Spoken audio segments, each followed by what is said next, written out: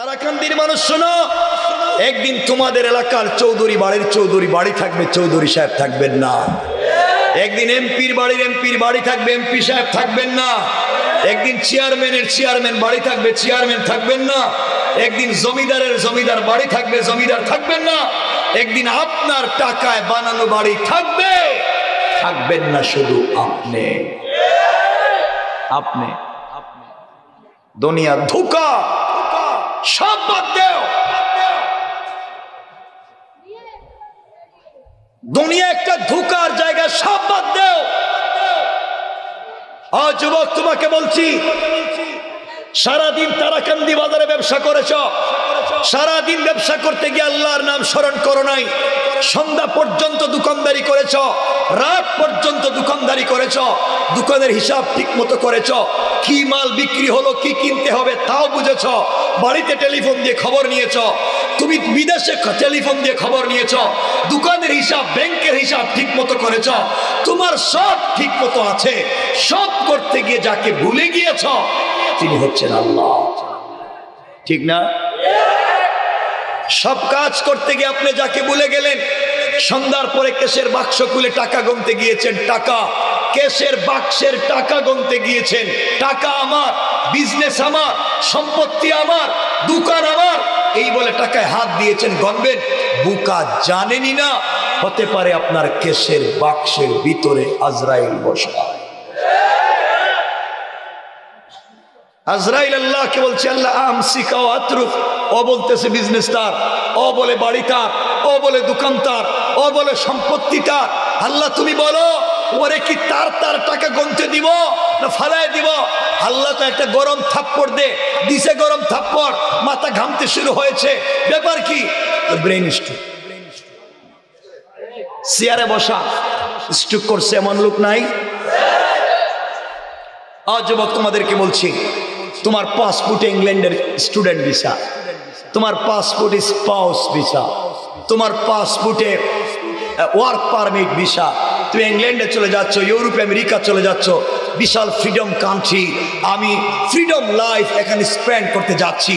সবার কাছ থেকে বিদায় নিলাম, পাসপোর্টটা বালিশের নিচে রেখেছ, ব্যাগেজ লাগেজ ঠিক করেছ। আগামী কালকে শাহজালাল আন্তর্জাতিক বিমানবন্দর থেকে তোমার ফ্লাইট। সবার কাছ থেকে বিদায় নিলাম, উন্নত রাষ্ট্রে চলে যাচ্ছ, উন্নত জীবন কাটাবার জন্য চলে যাচ্ছ। যাকে ভুলে গিয়েছো তিনি হয়তো আল্লাহ।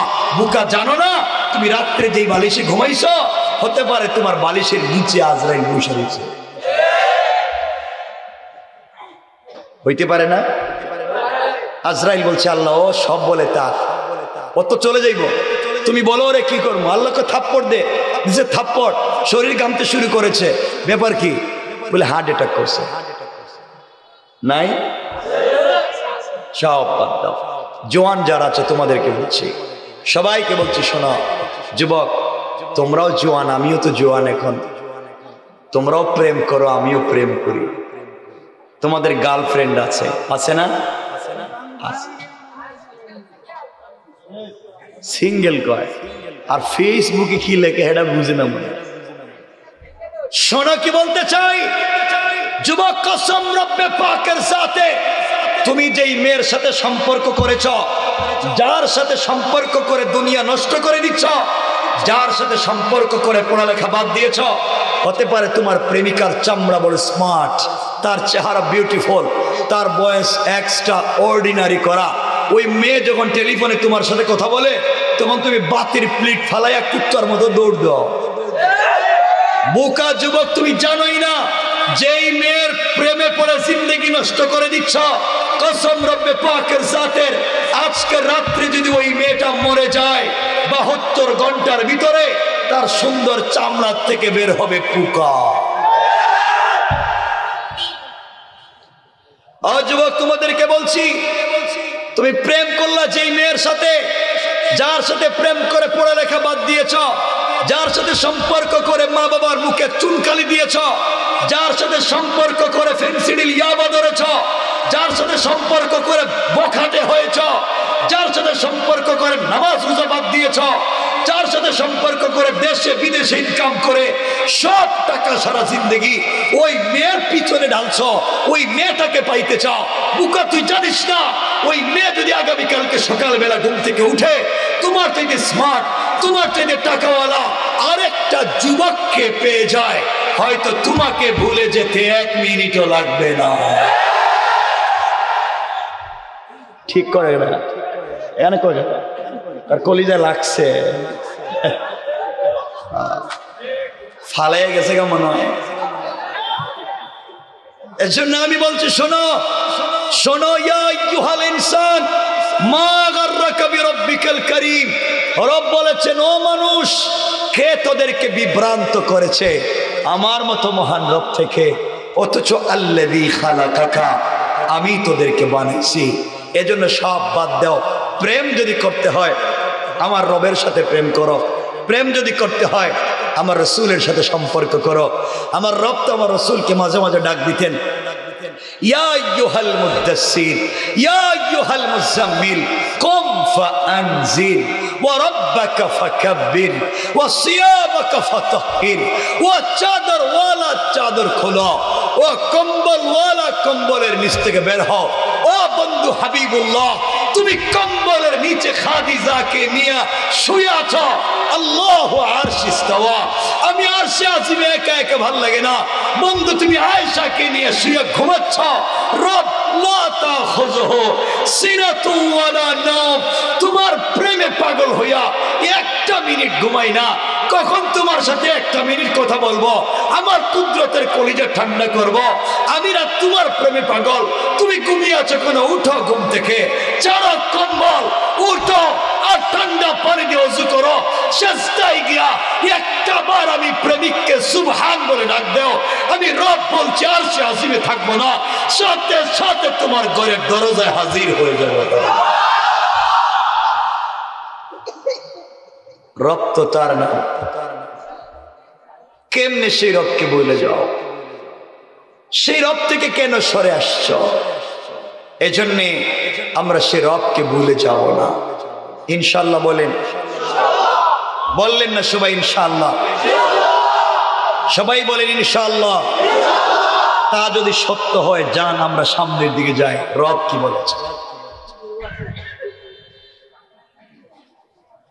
আমার মুসলমান বন্ধুগণ, গভীর মনোযোগ। আল্লাহ রাব্বুল ইজ্জত ওয়াল জালাল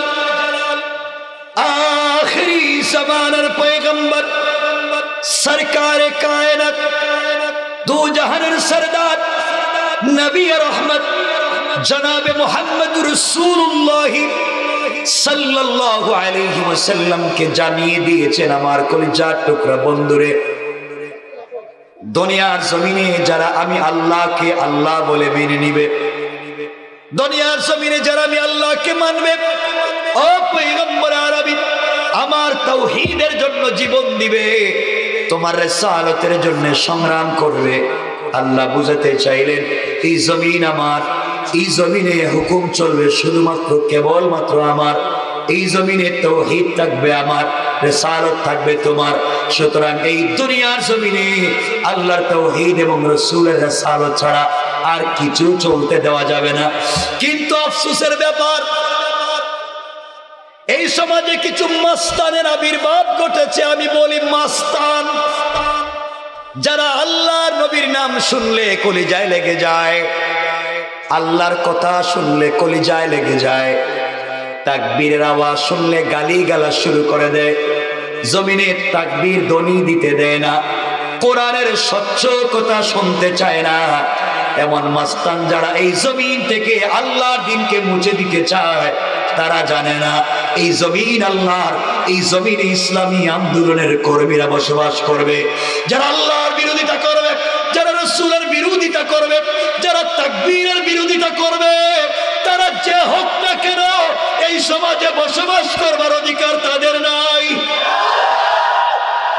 সুতরাং মনে রাখবেন, আল্লাহ রাব্বুল ইজ্জত ওয়াল জালাল কিছু বিধান দিয়েছেন, এই বিধানগুলাই হলো মূল বিষয়। আল্লাহ রাব্বুল ইজ্জত ওয়াল জালাল বললেন, শোনেন কি বলতে চাই, কষ্ট হবে না তো? দেড়টা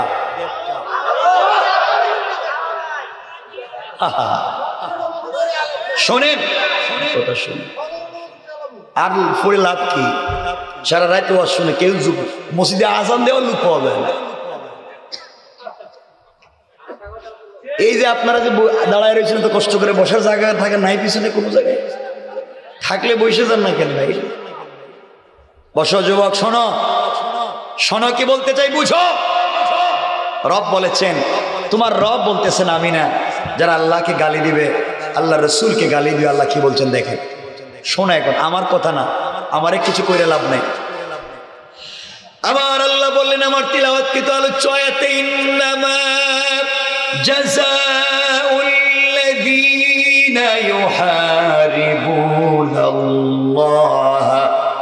ওয়া রাসূলাহু ওয়া ইয়াসআউনা ফিল আরদি ফাসাদা। আল্লাহ রাব্বুল ইজ্জত ওয়াল জালাল বলেন, মুসলমানেরা যারা আল্লাহর বিরুদ্ধে এবং তার রাসূলের বিরুদ্ধে সংগ্রাম করে, যারা আল্লাহর বিরুদ্ধে সংগ্রাম করে, যারা রাসূলের বিরুদ্ধে সংগ্রাম করে, যারা আল্লাহকে গালি দেয়, যারা রাসূলকে গালি দেয়, এরপরে আল্লাহ বললেন ওয়াইসাউনা ফিল আরদি ফাসাদা, এবং জমিনে সাম্প্রদায়িক দাঙ্গা লাগায়, ফিতনা লাগাইয়া দেয়, মারামারি লাগাইয়া দেয়, উস্কানি দিয়া সমাজে ফিতনা তৈরি করে দেয়। আল্লাহ বললেন যারা এক নম্বর যারা আল্লাহকে গালি দেয়, দুই নম্বর যারা রাসূলকে গালি দেয়, তিন নম্বর ওয়ায়াসাউনা ফিল আরদি ফাসাদা, জমিনে যারা ফিতনা লাগায়। অপরাধ কয়টা? কথা বলেন। আল্লাহ বুঝাতে চাইলেন এই তিন অপরাধের যে কোনো একটা অপরাধ যদি কেউ করে, কয়টা অপরাধ করে সবাই বলা লাগবে? তিন অপরাধের এক অপরাধ যদি কেউ করে, এক নাম্বার শাস্তি আল্লাহ রাব্বুল ইজ্জত ওয়াল জালাল বললেন আইয়ুকাত্তালু, এক নাম্বার শাস্তি হলো যারা জমিনে আল্লাহকে গালি দিবে, রাসূলকে গালি দিবে, শান্তির সমাজকে অশান্ত করবে, তাদের এক নাম্বার শাস্তি ওদেরকে ব্রাশ ফায়ার করে দাও। বুঝেন নাই? আইয়ুকাত্তালু, এমন ভাবে মারো যেন তার অস্তিত্ব খুঁজে না পাওয়া যায়। ঠিক কিনা বলেন আমার বন্ধুগণ? শুধু নাম বলে যাচ্ছি, সুযোগ মতো আলোচনা করব। দুই নাম্বার শাস্তি আল্লাহ রাব্বুল ইজ্জত ওয়াল জালাল বললেন আও ইউসাল্লাবু, যদি তোমরা ব্রাশ ফায়ার করতে না পারো, এতটুকুন সামর্থ্য না থাকে, দুই নাম্বার শাস্তি আও ইউসাল্লাবু, ওদেরকে তোমরা শুলিতে চড়াইয়া ফাঁসি দিয়া দাও। সুতরাং যারা আল্লাহকে জমিনে গালি দিবে, আল্লাহর রাসূলকে গালি দিবে, কোরআন সুন্নাহর বিরুদ্ধে অবস্থান নিবে, সমাজে ফিতনা লাগাইয়া দিবে, তাদেরকে এই জমিনে থাকতে দেওয়া যাবে না। তাদেরকে অবশ্যই ফাঁসির মাধ্যমে দুনিয়ার জমিন থেকে বিদায় দেওয়া লাগবে। কোন ঠিক কিনা? মনে রাখবেন, শুধু হাত পা থাকলেই মানুষ হওয়া যায় না। রব বলেছেন উলাইকা কাল আনআম, কিছু হাত পাওয়ালা প্রাণী আছে যারা কুকুরের মতো। রব বলেছেন বালহুম আদল, যার মাথার চুলের গুড়া থেকে পায়ের পাতা পর্যন্ত আল্লাহর তাওহীদ এবং রাসূলের রিসালাত থাকবে না, নিজের মন গড়া পথে চলে সমাজকে নষ্ট করবে। রব বলেছেন তারা মানুষ নয়, তারা জানোয়ার। বুঝবেন? এখন আসলেই আমরা মানুষ না জানোয়ার, এটা জানবো আজকে।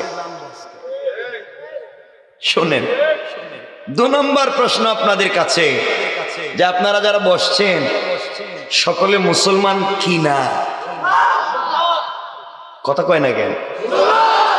আমি কিছু কথা বলতে চাই, এজন্য জানতে চাই আপনারা যে মুসলমান, হ্যাঁ, ওটা বুঝলেন কেমনে?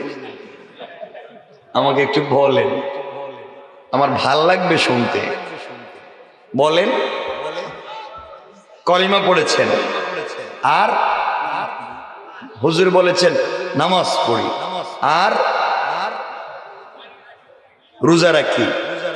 আচ্ছা, রব বলেছেন শুনেন, শুধু কালিমা পড়লেই মুসলমান হওয়া যায় না। বহুত কালিমা ওয়ালা আছে ইহুদি খ্রিস্টানের চাইতে খারাপ।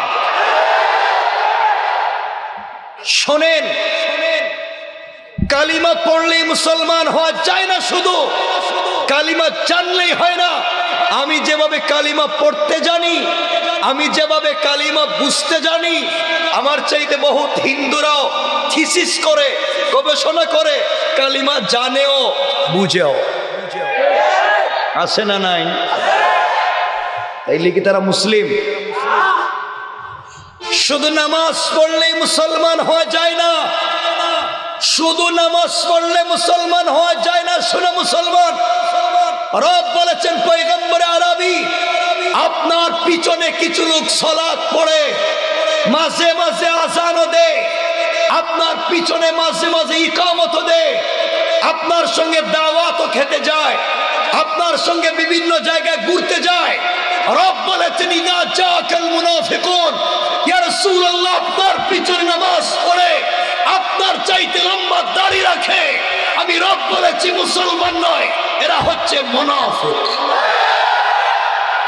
আমি জানতে চাই, আপনাদের এলাকায় মসজিদে নামাজ পড়ার পরে মুনাফিক নাই?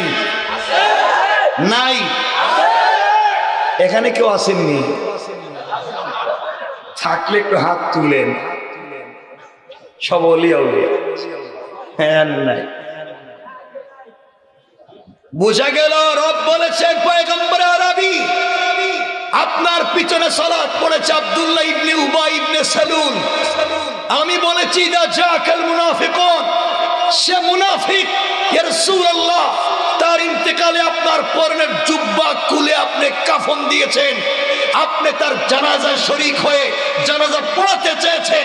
আমি রব বলেছি যারা মুনাফিকি করেছে, আপনি একটা কেন শত জুব্বা দেন, কিয়ামত পর্যন্ত জানাজার নামাজ পড়ান। রব বলেছি মুনাফিকদের কোনো মাফ না। এজন্যে কত শোনেন, এজন্য আমি বলছি, আপনি হিন্দু হন, বৌদ্ধ হন, ইহুদি হন, খ্রিস্টান হন, মুসলমান হন, আমার কিচ্ছু যায় আসে না, আমি জানতেও চাইবো না। আমার কাজ হচ্ছে লিল হিকমা ওয়াল মাউইযাতিল হাসানা, হিকমতে উত্তম কথামালাগুলা আপনাদের কাছে পৌঁছে দিব। কার চরিত্র? লাকাদ কানা লাকুম ফি রাসূলিল্লাহি উসওয়াতুন হাসানা, রাসূলের চরিত্র তিনি কেমন? মান তা বিনিয়ামাতি রাব্বিকা বিমাজনুন ইন্নাকা লাআলা খুলুকিন আযীম, যার চরিত্র আসমানের নিচে জমিনের উপরে আর কারো নাই। আমি তার চরিত্রের কথা বলে যাব হিকমতে। আপনি চাইলে মানবেন, নাইলে মানবেন না। আমি পিঠে আপনাকে হিদায়াত দিতে পারবো না। রব বলেছেন লাস্তা আলাইহিম বিমুসাইতির, আপনাকে পিটানোর জন্য দারোগা বানাই নাই। আমি আপনাদেরকে কলিজাত থেকে ভালোবেসে হিদায়াত দিতে পারবো না। রব বলেছেন ইন্নাকা লা তাহদি মান আহবাবতা, কলিজাত থেকে ভালোবাসলে হিদায়াত দেওয়া যাবে না। তাহলে আমার কাজ কি? আমার কাজ হচ্ছে বাল্লিগু আন্নি ওয়ালাউ আয়া, আমার কাজ হচ্ছে পৌঁছে দেওয়া। রব বলেছেন ওয়াত্তাকু ইয়াওমান তুরজাউনা ফীহি ইলাল্লাহ সুম্মা তুওয়াফা কুল্লু নাফসিন মা কাসাবাত ওয়া হুম লা ইউসলামুন। তোমার কাজ পৌঁছে দেওয়া। যাদের কাছে পৌঁছালে ওরা আমার কাছে আসলে আমি হিসাব নিব কেমনে? ফামান ইয়ামাল মিসকালা যাররাতিন খায়রান ইয়ারা ওয়া মান ইয়ামাল মিসকালা যাররাতিন শাররান ইয়ারা। সরিষার দানা পরিমাণ ভালো কাজের হিসাব আমি নিব, সরিষার দানা পরিমাণ খারাপ কাজের হিসাব আমি নিব। আপনি নয়, আপনার কাজ পৌঁছে দেওয়া। কথা মনে বুঝাতে পারিনি? তাহলে আমার কাজ কি? তাহলে আমার সাথে কারো দুশ্মনী আছে? শুনেন কি বলতে চাই, বুঝো। কোরআন বুঝো, কোরআন থিসিস করো, কোরআন অ্যানালাইজ করো, কোরআন গবেষণা করো। কোরআন বলছে, কোরআনে কারীমের 13 নম্বর পারা 14 নম্বর সূরা, সূরা ইব্রাহিমের প্রথম আয়াতে কোরআন বলছে আলিফ লাম রা কিতাবুন আনজালনাহু ইলাইকা লিতুখরিজান নাসা মিনাজ যুলুমাতি ইলান নূর। রব বলেছেন কিতাব, এমন একটা কিতাব আনজালনাহু ইলাইকা, যা আপনার প্রতি অবতীর্ণ করেছি। এর কাজ কি? লিতুখরিজান নাসা মিনাজ যুলুমাতি ইলান নূর, যে কোরআন মানুষকে অন্ধকার থেকে আলোর পথ দেখায়। যেটা এমন লাইট, যেটাকে অন্ধকারে লাগাইয়া দিলে অন্ধকার থাকে না, আলোকিত করে দেন কে? এতক্ষণ বললাম যে কোরআনকে বুঝো। আসুন সামনের দিকে যাই। আপনারা বলতে পারেন হুজুর দাড়ি রাখলে তো মুসলমান হওয়া যায়, কারণ দাড়ি তো শিআরে ইসলাম। তো আমি বলছি আপনার আমার চাইতে বহুত লম্বা দাড়ি হিন্দুরাও রাখে, না রাখে না? দাড়ি রাখলে মুসলমান শুধু হওয়া যাবে না। আপনারা বলবেন লম্বা জুব্বা মাথায় সুন্দর রুমাল দিলেই তো একজন বুজুর্গ আল্লাহর ওলি মনে হয়। আপনার আমার চাইতে বহুত লম্বা জুব্বা আর মাথায় রুমাল ইহুদিরা দেয়। বলেন কারা? ইহুদিরা। বলবেন সুন্দর টুপি আর সুন্দর পাগড়ি তো আমরাই পরি, আমরা তো আল্লাহর ওলি। আপনার আমার চাইতে বহুত সুন্দর টুপি আর পাগড়ি পরে শিখেরা, ঠিক না? তাহলে দাড়ি টুপি পাগড়ি পাঞ্জাবি থাকলেই মুসলমান হওয়া যায় না। এই যে পোশাক বহুত বুজুর্গের মতো লাগে আমাকে, হয়তো এই পোশাক এটার নাম তাকওয়া নয়। কসম রব্বে পাকের জাতের, এটার নাম তাকওয়া নয়। রব বলেছেন লিবাসুত তাকওয়া, এটা তাকওয়ার পোশাক। এটা দেখলেই বুজুর্গ মনে হবে না। বহুত দাড়িওয়ালা টুপিওয়ালা পাঞ্জাবিওয়ালা পাগড়িওয়ালা এই সমাজের সব থেকে বড় বদমাশ। শুধু পোশাক থাকলেই হবে না। কষ্ট পাচ্ছেন মনে হইতেছে? শোনা মুসলমানেরা, কি বলতে চাই বুঝো। সমাজকে আর নষ্ট করতে যাই না। 2 মিনিট কথা সংক্ষেপ করবো ইনশাআল্লাহ। যে কথা বলতে চাই, এই সুজলা সুফলা শস্য শ্যামলা স্বচ্ছ সুব্রজ্জ্বল সোনার বাংলাদেশকে নষ্ট করে দিয়েছেন আপনারা। আমার সামনে যারা বসছেন আপনারা, এই সুন্দর সমাজ ব্যবস্থা নষ্ট করছেন আপনারা। আপনাদেরকে কে বলছে মুসলিম? শোনেন আমার কথা, কসম রব্বে পাকের জাতের, আল্লাহর জাতের নামে কসম করে বলছি, খবর নেন আপনাদের তারাকান্দি বাজারে, খবর নেন আপনাদের বৃহত্তর শেরপুরে বহুত মুরব্বী আছেন আমার সামনে বসা, যাদের মুখের দাড়ি সাদা, পকেটে 1 হাত বন্ধ তসবিহ আছে, মাথায় টুপিও আছে, মসজিদে 5 ওয়াক্ত নামাজ পড়েন। বহুত মুরব্বী আছে এখানে বসা, যারা এলাকার সব থেকে বড় সুদের ব্যবসায়ী। আমাকে বলেন, নামাজ পড়ে টুপি পরে পাঞ্জাবি লাগিয়ে তাহাজ্জুদে জিকির করে লাভ নাই। যেই বেচারা সুদের ব্যবসা করে, সে তার মায়ের সাথে জেনার মতো অপরাধ করে। যে সুদের ব্যবসা করে, সে আল্লাহ এবং তার রাসূলের বিরুদ্ধে যুদ্ধের মতো অপরাধ করে।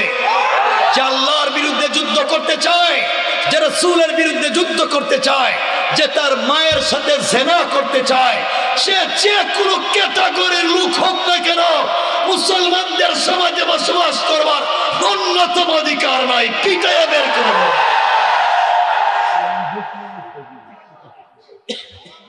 কথা বুঝতে পেরেছেন?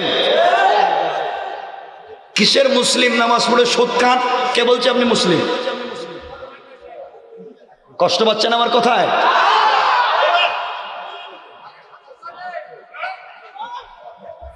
মনে রাখবেন মুসলমান, শুনো, আমার সামনে অনেক মুরব্বী বসা, যাদের মুখের দাড়ি সাদা, আগের মতো আর হাঁটতে পারেন না, কিন্তু এখন আজান হলে আপনি মসজিদে নামাজে যান না। রব বলেছেন হাইয়া আলাল ফালাহ, কল্যাণ আমার কাছে, কামিয়াবি আমার কাছে। আর বহুত মুরব্বী আছে যারা আজানের পরে মসজিদে না গিয়া 4 দোকানে বসে টেলিভিশন দেখে। নাই? কে বলছে আপনি মুসলিম?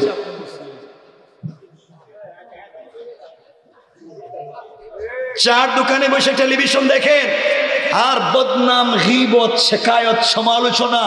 কার বউ কার সাথে বাইকে গেল, কার ছেলে কার মেরে নিয়ে গেল, এই নিয়ে মুরব্বী টেনশনের শেষ নাই। ওরে বাপ, সব বাদ দাও, তুমি জাহান্নামে যাচ্ছ। ওয়ালা ইয়াসআলু হামিমুন হামিমা ইউবাসসিরুনহুম ইয়াওয়াদ্দুল মুজরিমু লাউ ইফতাদি মিন আযাবি ইয়াউমিদিন বিবানি। এমন একদিন আসবে কেউ তোমার খবর নিবে না, ওই দিন তোমার সার কাপের আড্ডাও থাকবে না। কষ্ট পাইতেছেন মনে হইতেছে? বহুত রাত্রে বসছি, একটু হাত দেখান তো কারা কারা এই কষ্ট পাইছেন। পাইছে, কষ্ট পাইছে।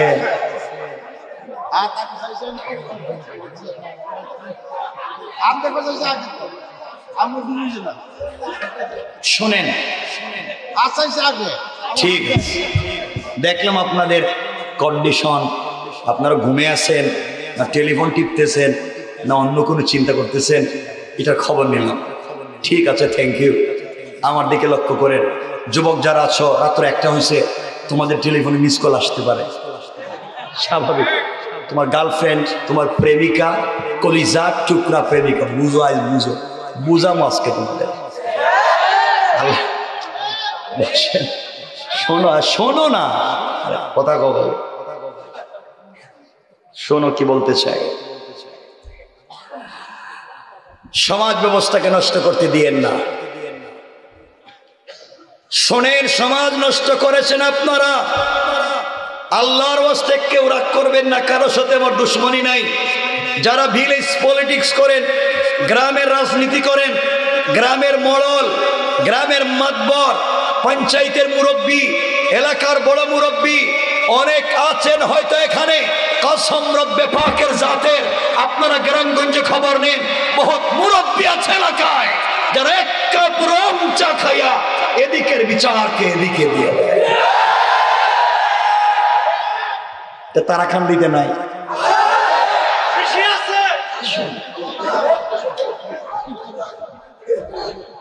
এত কিছু থাকবার পরে নিজেরা আল্লাহর ওলি পাবেন কেমনে? বহুত মুরব্বী এলাকায় আছে যাদের হাতে 500-1000 টাকা ধরাইয়া দিলে ডাইনের বিচারে বাম বানাইয়া দেয়। অনেক এলাকার মাতবর আছে যাদের কাছে গ্রামের বিধবা নারী বিচার চাইতে যায়, ইয়েতিমেরা বাবার সম্পত্তি খুঁজে পায় না, বিচার চাইতে যায়। বড় মাতবর তো বিচার করে দেয় না, উল্টা বিধবার জায়গা জমি, ইয়েতিমের বাড়িঘর সব বুয়া নিজের নামে জাল দলিল বানাইয়া ইয়েতিমকে বাড়ি ছাড়া করে, বিধবাকে রাস্তায় নামাইয়া বাড়িঘর দখল করে এলাকার বড় মুরব্বী হয়ে যায়। ঠিক কিনা? এগুলো আসেনি এলাকায়। শোনেন, কি বুঝলেন? আপনারা না আগে বললেন সব মুসলমান, আমি খুঁজতেছি পাইতেছি না, ওয়াজ করার আগে খুঁজতেছি লোক। কেউ রাগ করবেন না, এখানে হয়তো অনেক মাদ্রাসার দায়িত্বশীল, মসজিদের দায়িত্বশীল আছেন, আলহামদুলিল্লাহ, আমি কাউকে খারাপ তো বলি না, সবাই ভালো। সমাজ নষ্ট করতে করতে আপনারা এমন একটা জায়গায় নিয়ে গিয়েছেন, লজ্জা হওয়া দরকার। খবর নেন আপনাদের শেরপুরে, খবর নেন আপনাদের তারাকান্দিতে, খবর নিয়ে দেখেন ম্যাক্সিমাম মসজিদের সভাপতি সুদখোর, ক্যাশিয়ার ঘুষখোর, আর সেক্রেটারি দুর্নীতিবাজ, চাঁদাবাজ, বদমাইশ, ফেন্সিডিল ব্যবসায়ী, ইয়াবা ব্যবসায়ী, ইয়েতিমের জায়গা দখল করছে, বিধবার বাড়ি দখল করছে, দোকানে চান্দা দাবি করছে, আরেকজনের জমি 1 হাত দখল করে সব খাইয়া এখন মসজিদের দায়িত্বশীল হয়ে বসে।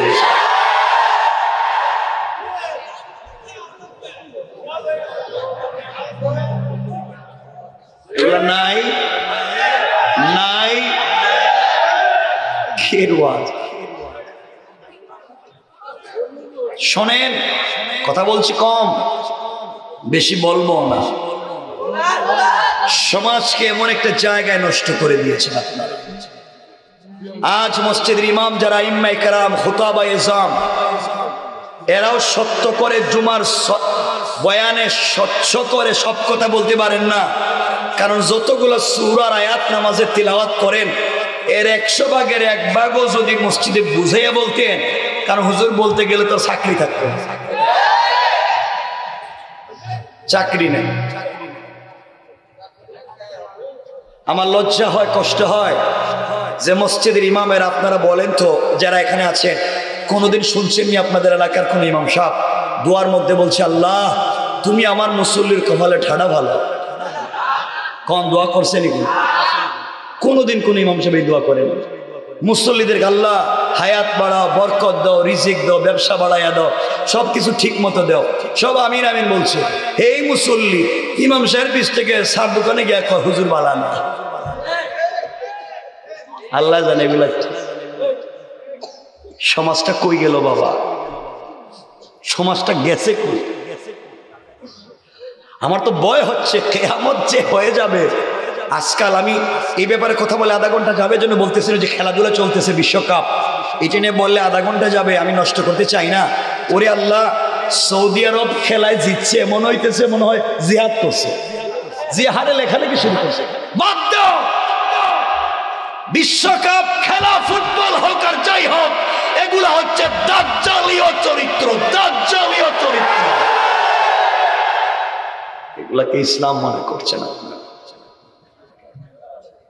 বিশাল বড় বড় আসর হবে, বিশাল বড় বড় জুয়া খেলা হবে, তাস হবে, বদমাইশি হবে, কি এর ইসলাম এখানে? সময় নষ্ট হয়, দিনের কাজ বাধাগ্রস্ত হয়, মানুষের ভিতর থেকে রবের চিন্তা বাদ দিয়ে দুনিয়ার জৌলসের চিন্তা আসে। এগুলাই তো দাজ্জালীয় কাজ।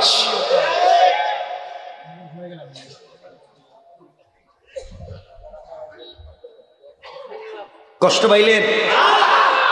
কিছু কথা বলবো, সামনে শুনেন, এভাবে বলি আলোচনাকে নিয়ে আসবো সহজ করে। আমার বন্ধুগণ, আরো কিছু কথা সংক্ষেপ করে বলতে চাই। সমাজ নষ্ট করতে করতে এমন এক জায়গায় নিয়ে গেছেন আপনারা। এখানে কেউ আসেন হয়তো জানি না, আপনাদের এলাকায় বাচ্চারা মসজিদে নামাজে যায়নি। বাচ্চারা, ছোট ছোট বাচ্চারা মসজিদে নামাজে যায়, আর কিছু মুসল্লিদেরকে বাইর করে দেয়। বাচ্চারা মসজিদে যায়, মুসল খায় ছেলে। তোর বাপরি জীবনে মসজিদে দেখলাম না, তোর দাদাও মসজিদে আইতো না, তুই নতুন নামাজি এসেছিস, বাইর। হ্যাঁ, কি কইছে বুঝি না, এক সাইডে হালায় দেখে, মানে একদিকে ফেলে দিচ্ছে। আচ্ছা, খুব ভালো বাসা এটা। যাই হোক, আমি বলতে চাই, বাচ্চা মসজিদে গেছে, এক মুসল্লি কয় এই ছেলে পিছনে যা, গেছে এক কাতার পিছনে। আরেকজন এসে কয় আরেক পূজা, গেছে আরেক কাতার পিছনে। আরেকজন যায় ছেলে পিছনে যা, গেছে গা পিছনে। গিয়ার যাইতে যাইতে দেখে বারান্দায় গেছে, দূর জীবনের মসজিদে এইতাম না, আইছিলাম বাইর করেছি। এখন আপনাদের কাছে আমার জানার বিষয়, আপনারা বাচ্চাদেরকে মসজিদ থেকে বের করে দেন কেন? আমাকে বলেন, মানে কেন দেন? আমাকে একটা কারণ বলেন, রিজনটা বলেন। ডিস্টার্ব করে? কি ডিস্টার্ব করে? কথা বলে, হাসাহাসি করে, আর চিল্লাচিল্লি করে, আর কি করে? গুতা মারে। ঠিক আছে, বুঝলাম, গুতা মারে, চিল্লাচিল্লি করে, হাসাহাসি করে, টানাটানি করে, সব মানলাম, কিন্তু আপনাকে বের করে দিতে বলছে কে? হ্যাঁ, আমার কথা পরিষ্কার, কোনো সন্দেহ নাই, যা বলি তা এভাবেই বলি। আজ থেকে বাচ্চারা মসজিদে নামাজে যাবে। বলেন, বাচ্চারা মসজিদে নামাজে, প্রয়োজনে মসজিদের দৌড়াদৌড়ি করে ফ্যান ভাঙ্গে ফেলাই, দরকার হইলে মসজিদের গ্লাস ভাঙ্গে ফেলাই দিবে, দরকার হইলে মুসল্লিদের লঙ্গি ধরে টানবো, দরকার হইলে ইমামের পায়জামা ধরে টানবো, তাও বাচ্চারা মসজিদে যাবে। কারণ আমি বলছি, এই বাচ্চা মসজিদে গিয়েছে সিনেমা দেখতে যায় নাই, এ বাচ্চা আল্লাহর করে গিয়েছে, যাত্রা গানে যায় নাই। তাকে কে অথরিটি দিয়েছে আপনি বের করে দিবেন?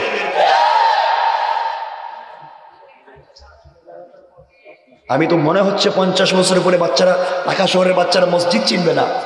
সকাল ঘুম থেকে উঠে যে আরম্ভ করছে প্রাইভেট, রাত্রে ঘুমাতে পর্যন্ত প্রাইভেট। অত আর আপনার এলাকার বাচ্চা মসজিদে যায়, আপনি তাকে বের করে দিচ্ছেন। মুরব্বী, 7-8 বছরের বাচ্চা মসজিদে গিয়েছে, আপনি তাকে বের করে দিয়েছেন চিল্লানোর অপরাধে। ও মুরব্বী, আপনি তো 7-8 বছর বয়সে মসজিদের আশেপাশে আসেন নাই। আপনি 7-8 বছর বয়সে কই ছিলেন আমি জানি। আপনি হয় যাত্রা গানে ছিলেন, না হয় সিনেমা দেখতেছিলেন। আর বাচ্চা মসজিদে আসছে, আপনি বের করে দিচ্ছেন। বের করে দিয়েন না, বাচ্চারা মসজিদে যাক, ওদেরকে যেতে দেন। হ্যাঁ, বুঝাবেন যেন দুষ্টামি না করে। তো দুষ্টামি তো করবেই। আপনারা সব বাচ্চাকে এক লাইনে দাঁড় করায় এক জায়গায় দিয়ে দিন, সব পিছনে। তো পিছনে যারা এক জায়গায় জমা হয়ে যায়, তখন তো তারা মারামারি করবে। এক জায়গায় দেন কেন? আপনারা দুইজনের চিপা একজন রে, আরো দুইজনের চিপা আরেকটা বাচ্চা রে, এভাবে দিলে তো আর মারামারি করতো না। হ্যাঁ, কষ্ট পাইলেন? কি করেছেন আপনারা? বউ নিয়ে মার্কেটে যাইতে পারেন, বাচ্চা নিয়ে খেলা দেখতে যাইতে পারেন, দুনিয়ার সব করতে পারেন সবাইকে নিয়ে, শুধু মসজিদে গেলে অসুবিধা।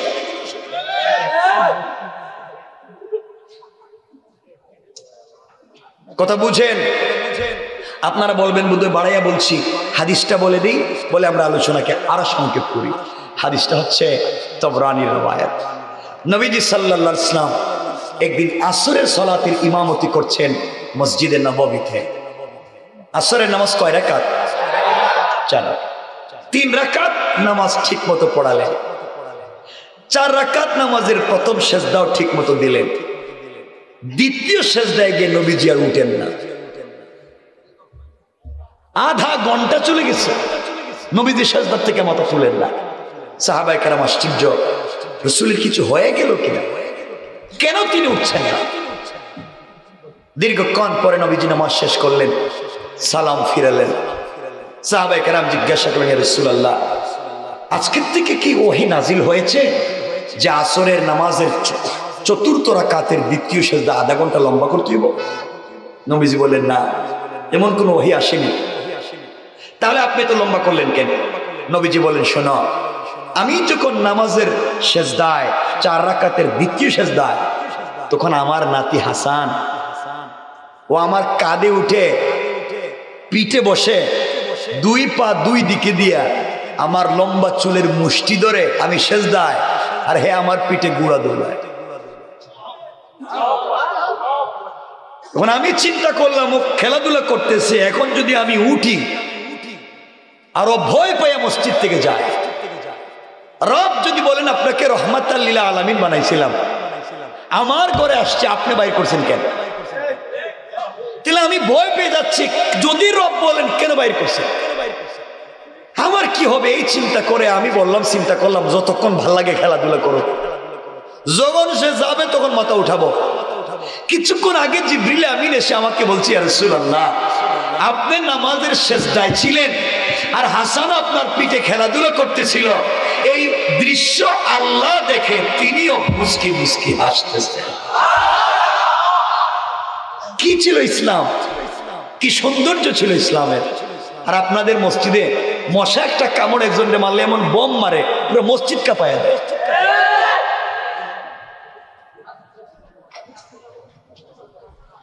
এগুলো কইরেন না, ইনশাআল্লাহ বলেন, বলেন ইনশাআল্লাহ।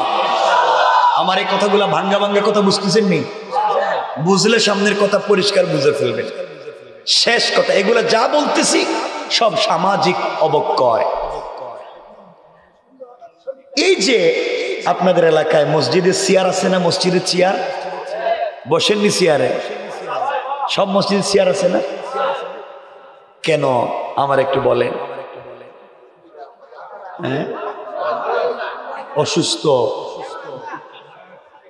কোমর ভাঙা,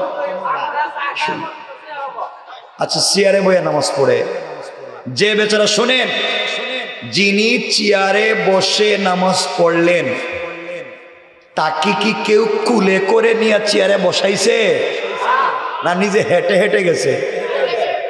হ্যাঁ, নিজে হাইটা গিয়া চেয়ারে বসছে নাকি কুলে করে বসাইছে? যে বেচারা হাঁটতে পারে বসছে কেন? কথা কন না। যিনি হাঁটতে পারলেন তিনি বসলেন কেন? কে বলেছে আপনাকে রবের সামনে বসে বসে পা লম্বা করে হেলান দিয়ে বসে নামাজ পড়বেন? এত বড় বেয়াদব তো আল্লাহর জমিনে শয়তানও নয়।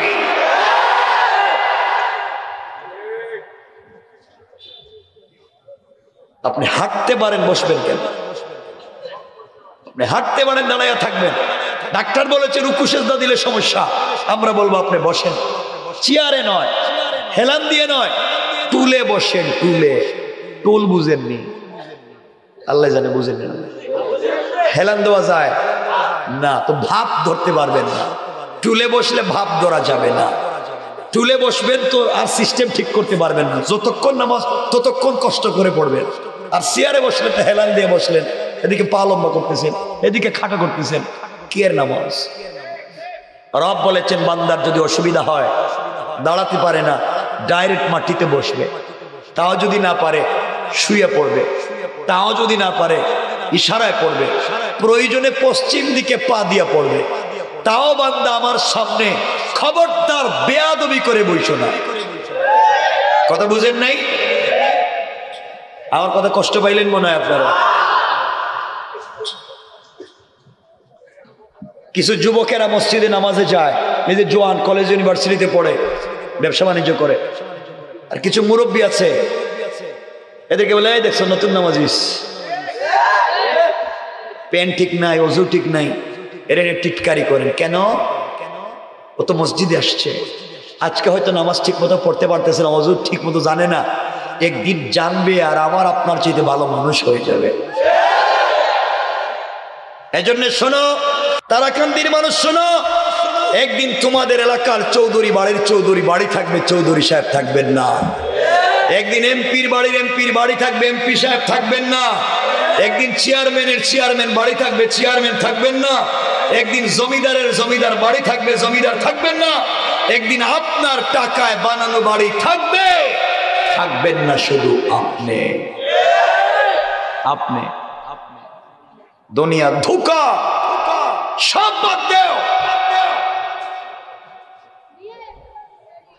দুনিয়া একটা ধোঁকার জায়গা, সব বাদ দেও। যুবক তোমাকে বলছি, সারাদিন তারাকান্দি বাজারে ব্যবসা করেছ, সারাদিন ব্যবসা করতে গিয়ে আল্লাহর নাম স্মরণ করো নাই। সন্ধ্যা পর্যন্ত দোকানদারি করেছ, রাত পর্যন্ত দোকানদারি করেছ, দোকানের হিসাব ঠিক মতো করেছ, কি মাল বিক্রি হলো, কি কিনতে হবে তাও বুঝেছ, বাড়িতে টেলিফোন দিয়ে খবর নিয়েছ, তুমি বিদেশে টেলিফোন দিয়ে খবর নিয়েছ, দোকানের হিসাব ব্যাংকের হিসাব ঠিক মতো করেছ, তোমার সব ঠিক মতো আছে। সব করতে গিয়ে যাকে ভুলে গিয়েছ তিনি হচ্ছেন আল্লাহ। ঠিক না? সব কাজ করতে গিয়ে আপনি যাকে ভুলে গেলেন। সন্ধ্যার পরে কেশের বাক্স খুলে টাকা গুনতে গিয়েছেন, টাকা কেশের বাক্সের টাকা গুনতে গিয়েছেন। টাকা আমার, বিজনেস আমার, সম্পত্তি আমার, দোকান আমার, এই বলে টাকায় হাত দিয়েছেন, গণবেন। বুকা জানেনই না হতে পারে আপনার কেশের বাক্সের ভিতরে আজরাইল বসা। আজরাইল আল্লাহকে বলছে আল্লাহ আমসিকা ওয়া আতরুক। ও বলতেছে বিজনেস তার, ও বলে বাড়ি তার, ও বলে দোকান তার, ও বলে সম্পত্তি তার। আল্লাহ তুমি বলো ওরে কি তার তার টাকা গুনতে দিব না ফালায় দিব? আল্লাহ তো একটা গরম থাপ্পড় দিছে, গরম থাপ্পড়, মাথা ঘামতে শুরু হয়েছে। ব্যাপার কি? Brain stroke. চেয়ারে বসা, স্ট্রোক করছে এমন লোক নাই? যুবক তোমাদেরকে বলছি, তোমার পাসপোর্টে ইংল্যান্ডের স্টুডেন্ট ভিসা, তোমার পাসপোর্টে স্পাউস ভিসা, তোমার পাসপোর্টে ওয়ার্ক পারমিট ভিসা। তুমি ইংল্যান্ডে চলে যাচ্ছ, ইউরোপ আমেরিকা চলে যাচ্ছ, বিশাল ফ্রিডম কান্ট্রি, আমি ফ্রিডম লাইফ এখানে স্পেন্ড করতে যাচ্ছি। সবার কাছ থেকে বিদায় নিলাম, পাসপোর্টটা বালিশের নিচে রেখেছ, ব্যাগেজ লাগেজ ঠিক করেছ, আগামী কালকে শাহজালাল আন্তর্জাতিক বিমানবন্দর থেকে তোমার ফ্লাইট, সবার কাছ থেকে বিদায় নিলাম, উন্নত রাষ্ট্রে চলে যাচ্ছ, উন্নত জীবন কাটাবার জন্য চলে যাচ্ছ। যাকে ভুলে গিয়েছ তিনি হয়তো আল্লাহ। বুকা জানো না তুমি রাত্রে যেই বালিশে ঘুমাইছ হতে পারে তোমার বালিশের নিচে আজরাইল বসে রয়েছে। হইতে পারে না? আজরাইল বলছে আল্লাহ ও সব বলে তার, ও তো চলে যাইব, তুমি বলো ওরে কি করবো? আল্লাহকে থাপ্পড় দে, নিজে থাপ্পড়, শরীর ঘামতে শুরু করেছে। ব্যাপার কি? বলে হার্ট অ্যাটাক করছে। নাই? সব বাদ দাও। জোয়ান যারা আছে তোমাদেরকে বলছি, সবাইকে বলছি, শোনো যুবক, তোমরাও জোয়ান, আমিও তো জোয়ান এখন, তোমরাও প্রেম করো, আমিও প্রেম করি। তোমাদের গার্লফ্রেন্ড আছে, আছে না? সিঙ্গেল কয়, আর ফেসবুকে কি লেখে এটা বুঝে না মনে। শোনো কি বলতে চাই যুবক, কসম রব্বে পাকের সাথে, তুমি যেই মেয়ের সাথে সম্পর্ক করেছ, যার সাথে সম্পর্ক করে দুনিয়া নষ্ট করে দিচ্ছ, যার সাথে সম্পর্ক করে পড়ালেখা বাদ দিয়েছ, হতে পারে তোমার প্রেমিকার চামড়া বড় স্মার্ট, তার চেহারা বিউটিফুল, তার বয়স এক্সট্রা অর্ডিনারি করা, ওই মেয়ে যখন টেলিফোনে তোমার সাথে কথা বলে তখন তুমি বাতির প্লেট ফালাইয়া কুত্তার মতো দৌড় দাও। বোকা যুবক, তুমি জানোই না যেই মেয়ের প্রেমে পড়ে জিন্দেগি নষ্ট করে দিচ্ছ, কসম রব্বে পাকের জাতের, আজকে রাত্রে যদি ওই মেয়েটা মরে যায় 72 ঘন্টার ভিতরে তার সুন্দর চামড়ার থেকে বের হবে পোকা। যুবক, তোমাদেরকে বলছি, তুমি প্রেম করলা যেই মেয়ের সাথে, যার সাথে প্রেম করে পড়ালেখা বাদ দিয়েছ, যার সাথে সম্পর্ক করে মা বাবার মুখে চুনকালি দিয়েছ, যার সাথে সম্পর্ক করে ফেন্সিডিল ইয়াবা ধরেছ, যার সাথে সম্পর্ক করে বখাটে হয়েছ, যার সাথে সম্পর্ক করে নামাজ রোজা বাদ দিয়েছ, যার সাথে সম্পর্ক করে দেশে বিদেশে ইনকাম করে সব টাকা সারা জিন্দগি ওই মেয়ের পিছনে ঢালছ, ওই মেয়েটাকে পাইতে চাও। বুকা, তুই জানিস না ওই মেয়ে যদি আগামীকালকে সকালবেলা ঘুম থেকে উঠে তোমার চাইতে স্মার্ট, তোমার চাইতে টাকাওয়ালা আরেকটা যুবককে পেয়ে যায়, হয়তো তোমাকে ভুলে যেতে 1 মিনিটও লাগবে না। ঠিক করে না এখানে করে তার কলিজা লাগছে,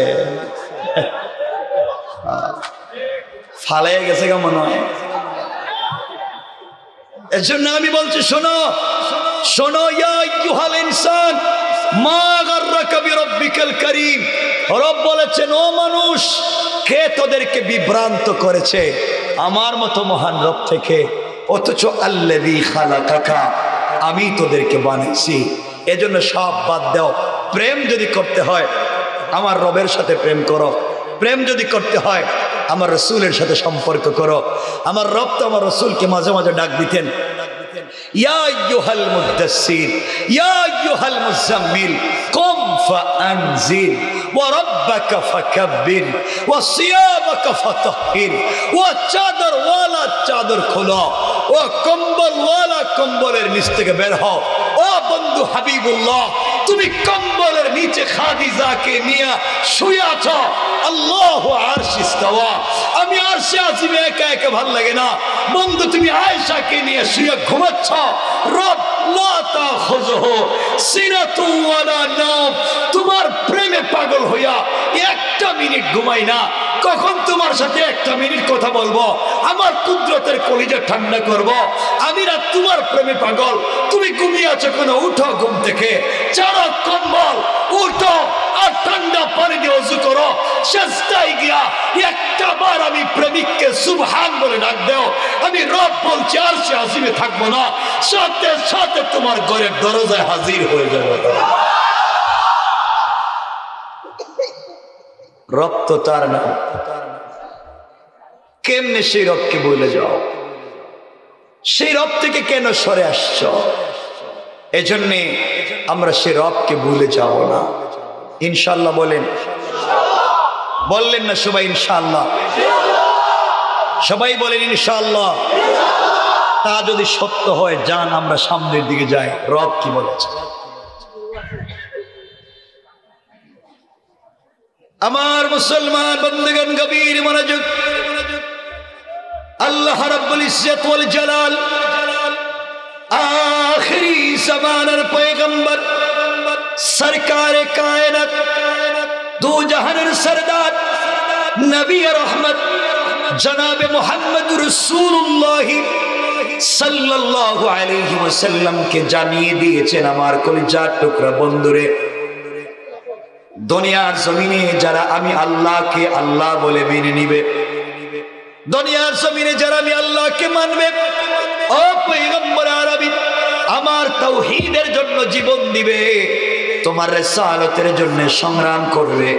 আল্লাহ বুঝাতে চাইলেন, এই জমিন আমার, এই জমিনে হুকুম চলবে শুধুমাত্র কেবলমাত্র আমার, এই জমিনে তাওহীদ থাকবে আমার, রিসালাত থাকবে তোমার।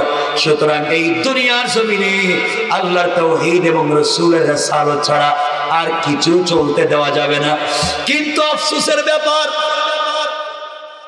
এই সমাজে কিছু মাস্তানের আবির্ভাব ঘটেছে। আমি বলি মাস্তান, যারা আল্লাহর নবীর নাম শুনলে কলিজায় লেগে যায়, আল্লাহর কথা শুনলে কলিজায় লেগে যায়, তাকবীরের আওয়াজ শুনলে গালিগালাজ শুরু করে দেয়, জমিনে তাকবীর ধ্বনি দিতে দেয় না, কোরআনের স্বচ্ছ কথা শুনতে চায় না।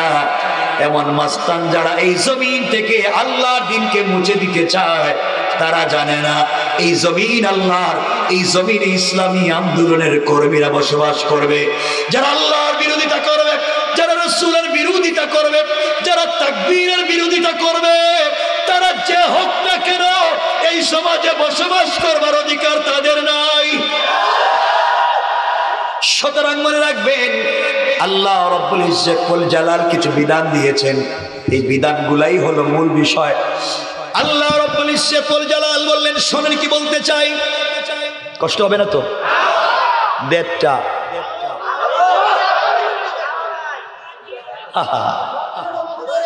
শোনেন, কথা শুনুন। আর পরে লাভ কি? সারা রাত ওয়াজ শুনে কেউ মসজিদে আজান দেওয়ার লোক পাওয়া যায় না। এই যে আপনারা যে দাঁড়ায় রয়েছেন, তো কষ্ট করে বসার জায়গা থাকে নাই, পিছনে কোনো জায়গায় থাকলে বসে যান না কেন ভাই? বসো যুবক, শোনো শোনো কি বলতে চাই, বুঝো।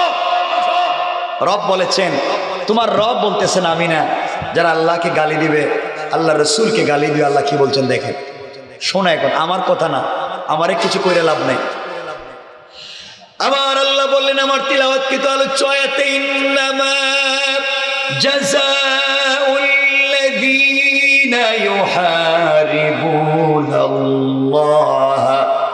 ওয়া রাসূলাহু ওয়া ইয়াসআউনা ফিল আরদি ফাসাদা। আল্লাহ রাব্বুল ইজ্জত ওয়াল জালাল বলেন, মুসলমানেরা যারা আল্লাহর বিরুদ্ধে এবং তার রাসূলের বিরুদ্ধে সংগ্রাম করে, যারা আল্লাহর বিরুদ্ধে সংগ্রাম করে, যারা রাসূলের বিরুদ্ধে সংগ্রাম করে, যারা আল্লাহকে গালি দেয়, যারা রাসূলকে গালি দেয়, এরপরে আল্লাহ বললেন ওয়াইসাউনা ফিল আরদি ফাসাদা, এবং জমিনে সাম্প্রদায়িক দাঙ্গা লাগায়, ফিতনা লাগাইয়া দেয়, মারামারি লাগাইয়া দেয়, উস্কানি দিয়া সমাজে ফিতনা তৈরি করে দেয়। আল্লাহ বললেন, যারা এক নম্বর যারা আল্লাহকে গালি দেয়, দুই নম্বর যারা রাসূলকে গালি দেয়, তিন নম্বর ওয়ায়াসাউনা ফিল আরদি ফাসাদা, জমিনে যারা ফিতনা লাগায়। অপরাধ কয়টা? কথা বলেন। আল্লাহ বুঝাতে চাইলেন, এই তিন অপরাধের যে কোনো একটা অপরাধ যদি কেউ করে, কয়টা অপরাধ করে? সবাই বলা লাগবে। তিন অপরাধের এক অপরাধ যদি কেউ করে, এক নাম্বার শাস্তি আল্লাহ রাব্বুল ইজ্জত ওয়াল জালাল বললেন আইয়ুকাত্তালু। এক নাম্বার শাস্তি হলো, যারা জমিনে আল্লাহকে গালি দিবে, রাসূলকে গালি দিবে, শান্তির সমাজকে অশান্ত করবে, তাদের এক নাম্বার শাস্তি ওদেরকে ব্রাশ ফায়ার করে দাও। বুঝেন নাই? আইয়ুকাত্তালু, এমন ভাবে মারো যেন তার অস্তিত্ব খুঁজে না পাওয়া যায়। ঠিক কিনা বলেন? আমার বন্ধুগণ, শুধু নাম বলে যাচ্ছি, সুযোগ মতো আলোচনা করব। দুই নাম্বার শাস্তি আল্লাহ রাব্বুল ইজ্জত ওয়াল জালাল বললেন আও ইউসাল্লাবু, যদি তোমরা ব্রাশ ফায়ার করতে না পারো, এতটুকুন সামর্থ্য না থাকে, দুই নাম্বার শাস্তি আও ইউসাল্লাবু, ওদেরকে তোমরা শুলিতে চড়াইয়া ফাঁসি দিয়া দাও। সুতরাং যারা আল্লাহকে জমিনে গালি দিবে, আল্লাহর রাসূলকে গালি দিবে, কোরআন সুন্নাহর বিরুদ্ধে অবস্থান নিবে, সমাজে ফিতনা লাগাইয়া দিবে, তাদেরকে এই জমিনে থাকতে দেওয়া যাবে না। তাদেরকে অবশ্যই ফাঁসির মাধ্যমে দুনিয়ার জমিন থেকে বিদায় দেওয়া লাগবে। কোন ঠিক কিনা? স্বামীর মহিলারা মুক্তি দিত, স্বামীরে মানত। আচ্ছা আচ্ছা, হুজুর বলতেছে, আমি তো একটা আয়াত পড়ছি, তো বাইরে তো কথা বলতে পারি না, আমি সিস্টেম পারি না, মানে যেটা মূল আলোচ্য বিষয় এখানে হুজুর বলছেন মহিলাদের কিছু ওয়াজ করতে, মানে স্বামীর খেদমত করতে।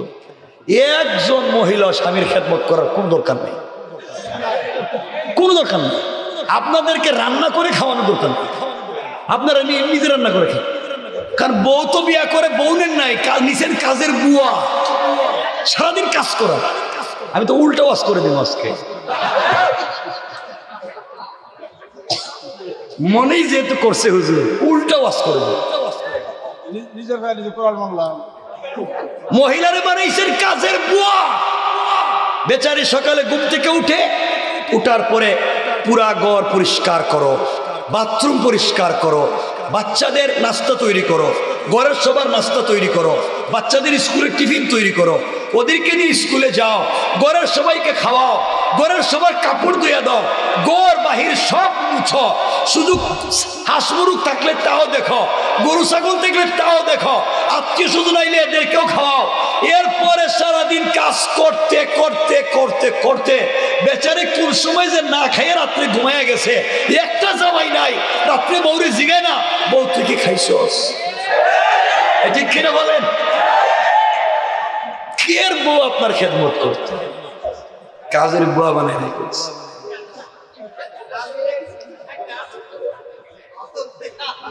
কথা যেহেতু বইলে ফেলাইছে হুজুর, 1 মিনিট বইলে দিতেছি। শোনেন, বউরে বানাইছেন কাজের বুয়া। কে বলেছে বউ আপনার রান্না করে খাওয়াইব? কে বলছে বউ আপনার কাপড় দিয়ে দিব? সব কাজ আপনি করবেন, হ্যাঁ সব আপনি করবেন। আপনারা হাদিস শুনছেন কিন্তু হাদিসের ব্যাখ্যা নিজের বাস্তব জীবনে নেন নাই। 1 মিনিটে বলে দিচ্ছি, আপনারা এটা শুনেছেন নবীজি আম্মাজান আয়েশার সঙ্গে খাবার খেতে বসতেন, আম্মাজান গোশতের টুকরা চাবাইয়া প্লেটে রাইখা দিতেন, নবীজি এই টুকরা মুখে নিয়ে নিজে চাবাইতেন। আর আপনার বউ যদি এই গোশতের টুকরা দেয়, আপনি একটু খান, থাপ্পড় দিয়া এর বাপ শুদ্ধ তালাক দিব। তবে তোর মুখের খানি আমি খাইতাম, মায়ের শুরু করে। ভালোবাসা কই পাইবেন? এজন্য স্ত্রীকে কাজের বুয়া বানাইয়েন না, স্ত্রীকে ভালোবাসতে শিখুন, তাদের হক আদায় করুন। বউ কাজ করে খাওয়াইবো এটা ঠিক আছে, আর বিয়ার সময় যে মোহর লেখছিলেন, মোহর দেন না কেন?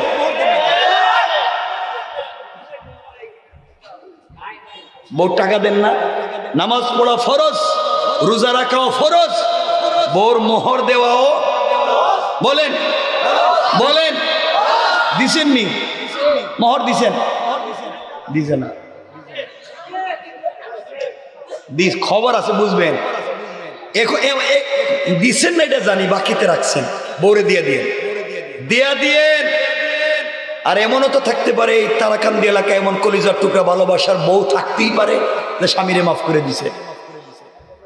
আছেন এগুলা? মাশাআল্লাহ মাশাআল্লাহ। দেখি তো এমন একজন বরকতি স্বামীর হাত দেখি তো বউ মাফ করে দিছে। মাশাআল্লাহ মাশাআল্লাহ, বহুত হাত উঠে গেছে। ওরে বাবা শুনো, কলিজার টুকরা বউ যে আপনার মাফ করে দিছে, আগামীকালকে সকালবেলা এই বউরে তালাক দিয়ে দেখেন মোহর দেওয়া লাগেনি। ঠিক কিনা বলেন? না দিলে পিডাইয়া মামলা দিয়ে আদায় করবে। কি আর মাফ করছে? তো মাফ করলো না, আপনার বাঁধছে, গলের ভিতরে ঢুকাইছে, রাগ করলেন। আম্মা জান আয়েশা সিদ্দিকা বলছেন, শামাইলে তিরমিজির হাদিস, হুজুর বলে দিছে, আমি 2 মিনিট ওয়াজ করে আগে দিয়ে দিতেছি বিদায়। শামাইলে তিরমিজির হাদিস, আম্মা জান আয়েশা বলছেন, ওয়াল্লাহি আল্লাহর কসম, আমি আমার স্বামীকে সালাম দেওয়ার জন্য ঘরের চিপায় লুকাইছি, ঘরের দরজার চিপায় গেছি, পর্দার আড়ালে গেছি, নবীজিকে সালাম দিতাম, কিন্তু আমাকে দেখার বহুত দূর আগ থেকেই নবীজি আমাকে সালাম দিতেন। সবাই বলেন, এর অর্থ দাঁড়ালো স্বামী স্ত্রীকে সালাম দিতেন নাকি? মানে যে হাদিস বললাম, হাদিসে কি বউ সালাম দিতে না স্বামী দিতে? বলেন বলেন, এটা নাম সুন্নাত, এটা হাদিস। আপনারা আপনাদের বউরে সালাম দেননি? মুরব্বীরা হাসতেছে, এরা চিন্তা করতেছে হুজুর কি ওয়াজ করতেছেন, 70 বছর গেছে, এখন সালাম দিতে হাসবো আমার। আজকে বাসায় গিয়া শুনেন, আজকে বাসায় গিয়া ঘরের দরজায় এভাবে হাত দিয়েই বলবেন, বউ আসসালামু আলাইকুম ওয়া রাহমাতুল্লাহ। বলবেন তো? কিছু কয় না? বলেন বলবেন, বউরে সালাম দিবেন আসসালামু আলাইকুম। বউ কই বউ মা হেরে আজকে কোন মুছে দিল, কোনদিন সালাম দিল? সালাম দিবেন, বোঝা গেল বুথে ধরে নাই, আজকের ওয়াজটা কাজে লাগছে। ঠিক আছে ইনশাল্লাহ। বাসায় গিয়া মাঝে মাঝে বউরে নিজের হাতে খাবার মুখে উঠে খাওয়াইবেন। ওয়াজ উল্টা হবে বলছিলাম না, বউরে খাওয়াইবেন মুখে উঠে। কিছু কয় না এরা, বুঝিনি। বলেন খাওয়াবেন। আমার নবী খাওয়ান নাই? কি অবস্থা আপনারা বউর সাথে এত দুশ্মনী, খালি বছরে বছরে বছরে বছরে বাচ্চা একটা প্রোডাকশন নিচ্ছেন আর সালাম দিতে পারেন না। আজকে বাসায় গিয়া বউরে সালাম দিবেন, নিজের হাতে খাওয়াইয়া দিবেন। জানি তো বউরে নিজের হাতে খাওয়াইতে পারবেন না, আপনারা তো খাওয়াইতে পারবেন পাশের বাড়ির বাবিরে। এটা কইছে কি?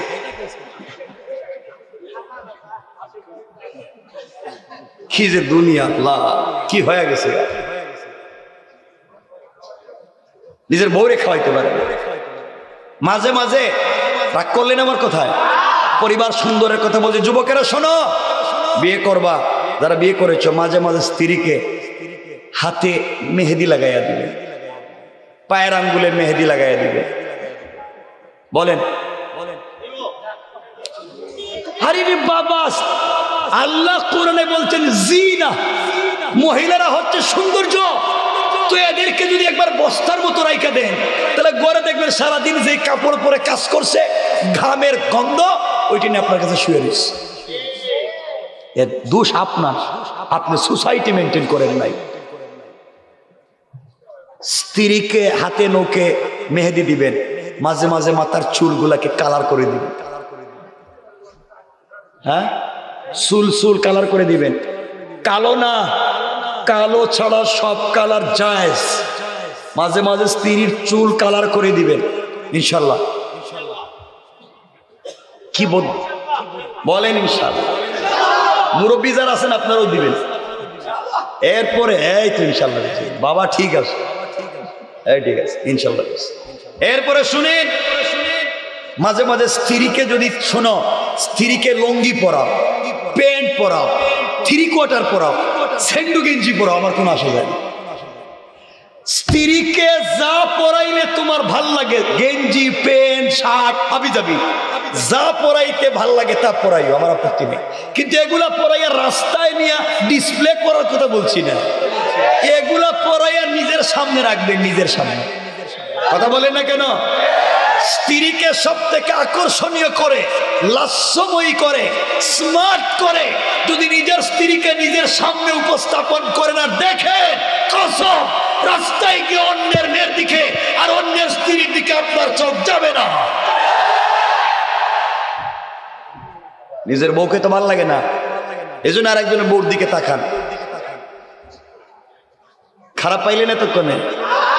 হুজুর যা বলছিলেন তাই কইছি। এজন্য আজকের থেকে গিয়া আগে আপনার হক দিবেন, এরপরে তার হক আদায় করে নেবেন। ঠিক আছে তো ইনশাল্লাহ? আর মা বোনেরা যারা আছেন, জান্নাতে যদি যেতে চান, নবীজি ইসলাম বলেছেন স্বামীকে সন্তুষ্ট করো। স্বামী যদি সন্তুষ্ট হয়ে যায়, আর কোন স্বামী কিয়ামতের দিন বলে রব আমি আমার স্ত্রীর উপরে সন্তুষ্ট, তাহলে হিসাব ছাড়া জান্নাত দিয়ে দেব। আচ্ছা, একটু কইলাম, বেশি কইতাম না। আজকে 1:02 যেতেছে, কষ্ট হচ্ছে না তো আপনাদের? আচ্ছা, যারা আল্লাহকে গালি দিবে, রসুলকে গালি দিবে, 1 নম্বর শাস্তি কি? 1 নম্বর ব্রাশ পায়া, 2 নম্বর ফাঁসি শুলিতে, মনে থাকবে তো? 3 নম্বর শাস্তি আমার আল্লাহ বললেন আও তুকাত্তু আইদিহিম ওয়া আরজুলুহুম মিন খিলাফ। 3 নম্বর শাস্তি হলো তাদের ডান হাত বাম পা, বাম হাত ডান পা, অর্থাৎ 1 হাত 1 পা কেটে দাও। সুতরাং যারা আল্লাহকে গালি দিবে, আল্লাহ রসুলকে গালি দিবে, দেশে ফিতনা তৈরি করবে, তাদের 3 নম্বর শাস্তি হলো 1 হাত 1 পা কেটে দিতে হবে। সুতরাং সাবধান হয়ে যাও, যারা আল্লাহ এবং রসুলকে গালি দেও সাবধান হয়ে যাও, নচেত হাত পা কিছুই খুঁজে পাওয়া যাবে না। ঠিক কি বলে? আমি বলতেছি, রব বলতেছেন, রব। কোরআন থিসিস করো। কয়টা শাস্তি বলছি? 4 নাম্বার শাস্তি আমার আল্লাহ বললেন, বান্দারে যদি তুমি ব্রাশ ফায়ার করতে না পারো, হত্যা করতে না পারো ফাঁসি দিয়া, হাত পাও কাটতে না পারো, 4 নাম্বার শাস্তি আও ইউনফাউ মিনাল আরজ, 4 নাম্বার শাস্তি হলো ওরে ঘাড় ধরে দেশ থেকে বের করে দাও। ঠিক কিনা বলেন? আও ইউনফাউ মিনাল আরজ, বের করে দাও, তোর থাকবার ন্যূনতম অধিকার নেই। এরপর আল্লাহ রাব্বুল ইজ্জতুল জালাল বললেন, যালিকা লাহুম খিজয়ুন ফিদ দুনিয়া ওয়া লাহুম ফিল আখিরাতি আযাবুন আযীম। আল্লাহ রাব্বুল ইজ্জতুল জালাল বললেন, বান্দারা যতগুলা শাস্তি বললাম এগুলা দুনিয়ার শাস্তি, আর আখিরাতে রয়েছে লাঞ্ছনাকর অবমাননাকর শাস্তি। বলেন নাউজুবিল্লাহ। মনে থাকবে তো? এরপরের আয়াতে আল্লাহ কি বলছেন দেখেন। এরপরের আয়াতে আল্লাহ বললেন, ইল্লাল্লাযীনা তাবু, যদি তারা তওবা করে। কোন সময়? মিন ক্বাবলি আন তাকদিরু আলাইহিম, তোমরা ধরে পিটাবার আগে যদি তওবা করে, তোমরা ধরার আগে যদি তওবা করে তাইলে মাফ। আর তোমরা ধরছো এখন যদি তওবা করে মাফ নাই। আল্লাহ বুঝাতে চান, ফেরাউন রে আগে মাফ করে দিছি, কিন্তু যখন আমি পানিতে চুবাতে শুরু করলাম সেও মাফ চাইছে কিন্তু মাফ দেইনি। সুতরাং তোমরা ধরে পিটা দেওয়ার আগে যদি মাফ চায় তাহলে মাফ, আর ধরার পরে যদি মাফ চায় মাফ দেওয়া যাবে না। ঠিক কিনা বলেন? এই শাস্তিগুলো দুনিয়ার আপনি আমি দিতে পারবো না। এই আইনগুলো আপনার আমার হাতে উঠাইয়া নেওয়া যাবে না। এই আইনগুলা কার্যকর করবে ইসলামী রাষ্ট্রের খলিফা। এই আইনগুলা কার্যকর করবে ইসলামী রাষ্ট্র থাকলে ইসলামী রাষ্ট্রের খলিফা। আপনার আমার কাজ এগুলা নয়। আমার আপনার কাজ হলো শুধু বুঝাইয়া দেওয়া। কথা কি বুঝছেন এখন? আমার বন্ধুগণ কথাগুলো বুঝেন, কি বলতে চাই এখন বুঝেন। এই দুনিয়ার জমিনে দিন যদি কায়েম হয়ে যায়, রাষ্ট্রে যদি ইসলাম কায়েম হয়ে যায়, সমাজ কেমনে চলবে কথাগুলো বুঝেন। খলিফাতুল মুসলিমিন আমিরুল মুমিনিন হযরতে আবু বকর সিদ্দিক রাদিয়াল্লাহু তাআলা আনহু যখন জমিনে খলিফা, আবু বকর যখন এই দুনিয়ার জমিনে খলিফা, এমন সময় আবু বকরের জামানায় প্রধান বিচারপতি হলেন হযরতে ওমর, আর নবীজি সাল্লাল্লাহু আলাইহি ওয়াসাল্লামের 2 জন জামাই ওসমান এবং আলী হলেন প্রধান পরামর্শদাতা। এইভাবে ইসলামী রাষ্ট্র চলতে লাগলো। একদিন সকালবেলা হযরতে আবু বকর বসা, ওমর বসা, আলী বসা, ওসমান হাজির হয়ে গেলেন আর ডাক দিয়া বললেন, ইয়া খলিফাতুল মুসলিমিন আমিরুল মুমিনিন হযরতে সিদ্দিক আকবর, আপনার কাছে আমি প্রশ্ন করতে চাই, আপনার কাছে জানতে চাই এই রাষ্ট্র কেমনে চলে। সিদ্দিক আকবর বললেন, এই রাষ্ট্র কোরআন দিয়ে চলে। হযরত ওসমান বলতে লাগলেন, ভাই আবু বকর রে, এই রাষ্ট্র যদি কোরআন দিয়ে চলে, আপনার কাছে আমি জানতে চাই এই রাষ্ট্রে যদি কোনো মানুষ না খেয়ে মারা যায় আল্লাহর দরবারে আপনাকে জবাব দেওয়া লাগবে কিনা।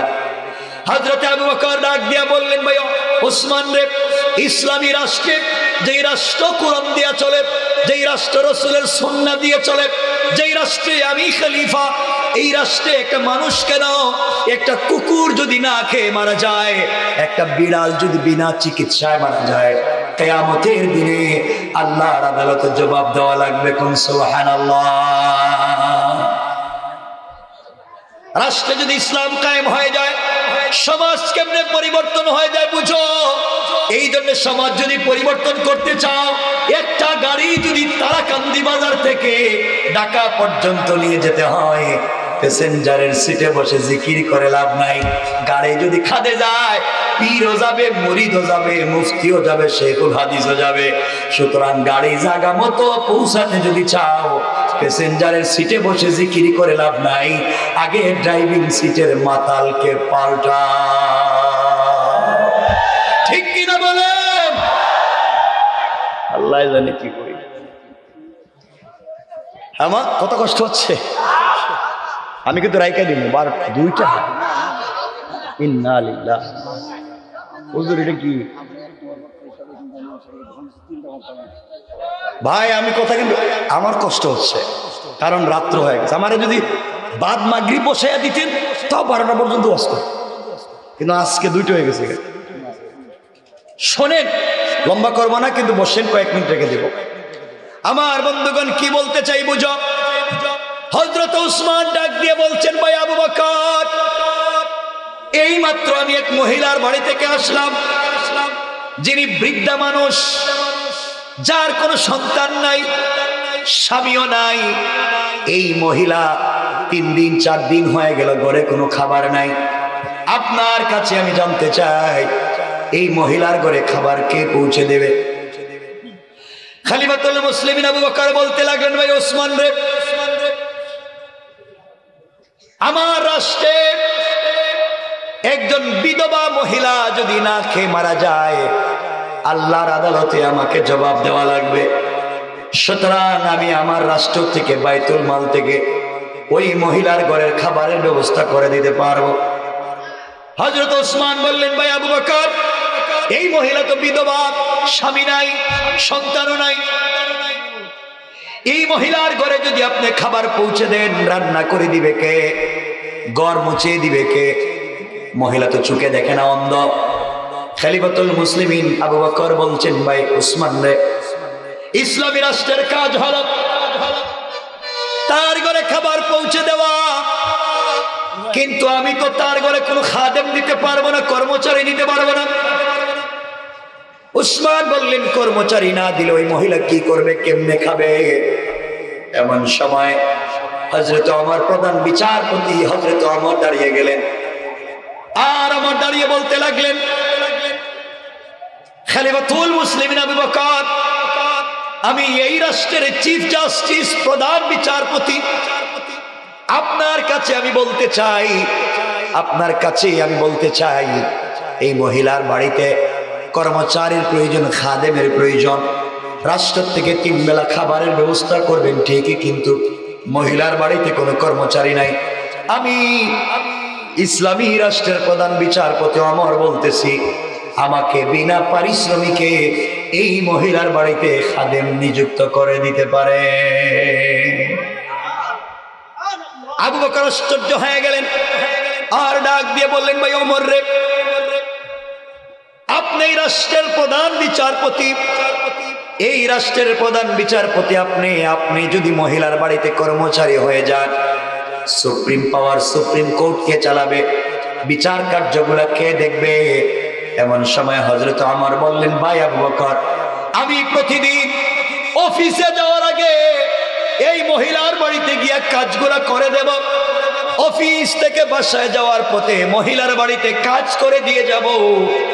এরপরে একজন বৃদ্ধা মহিলার খিদমত করতে চাই।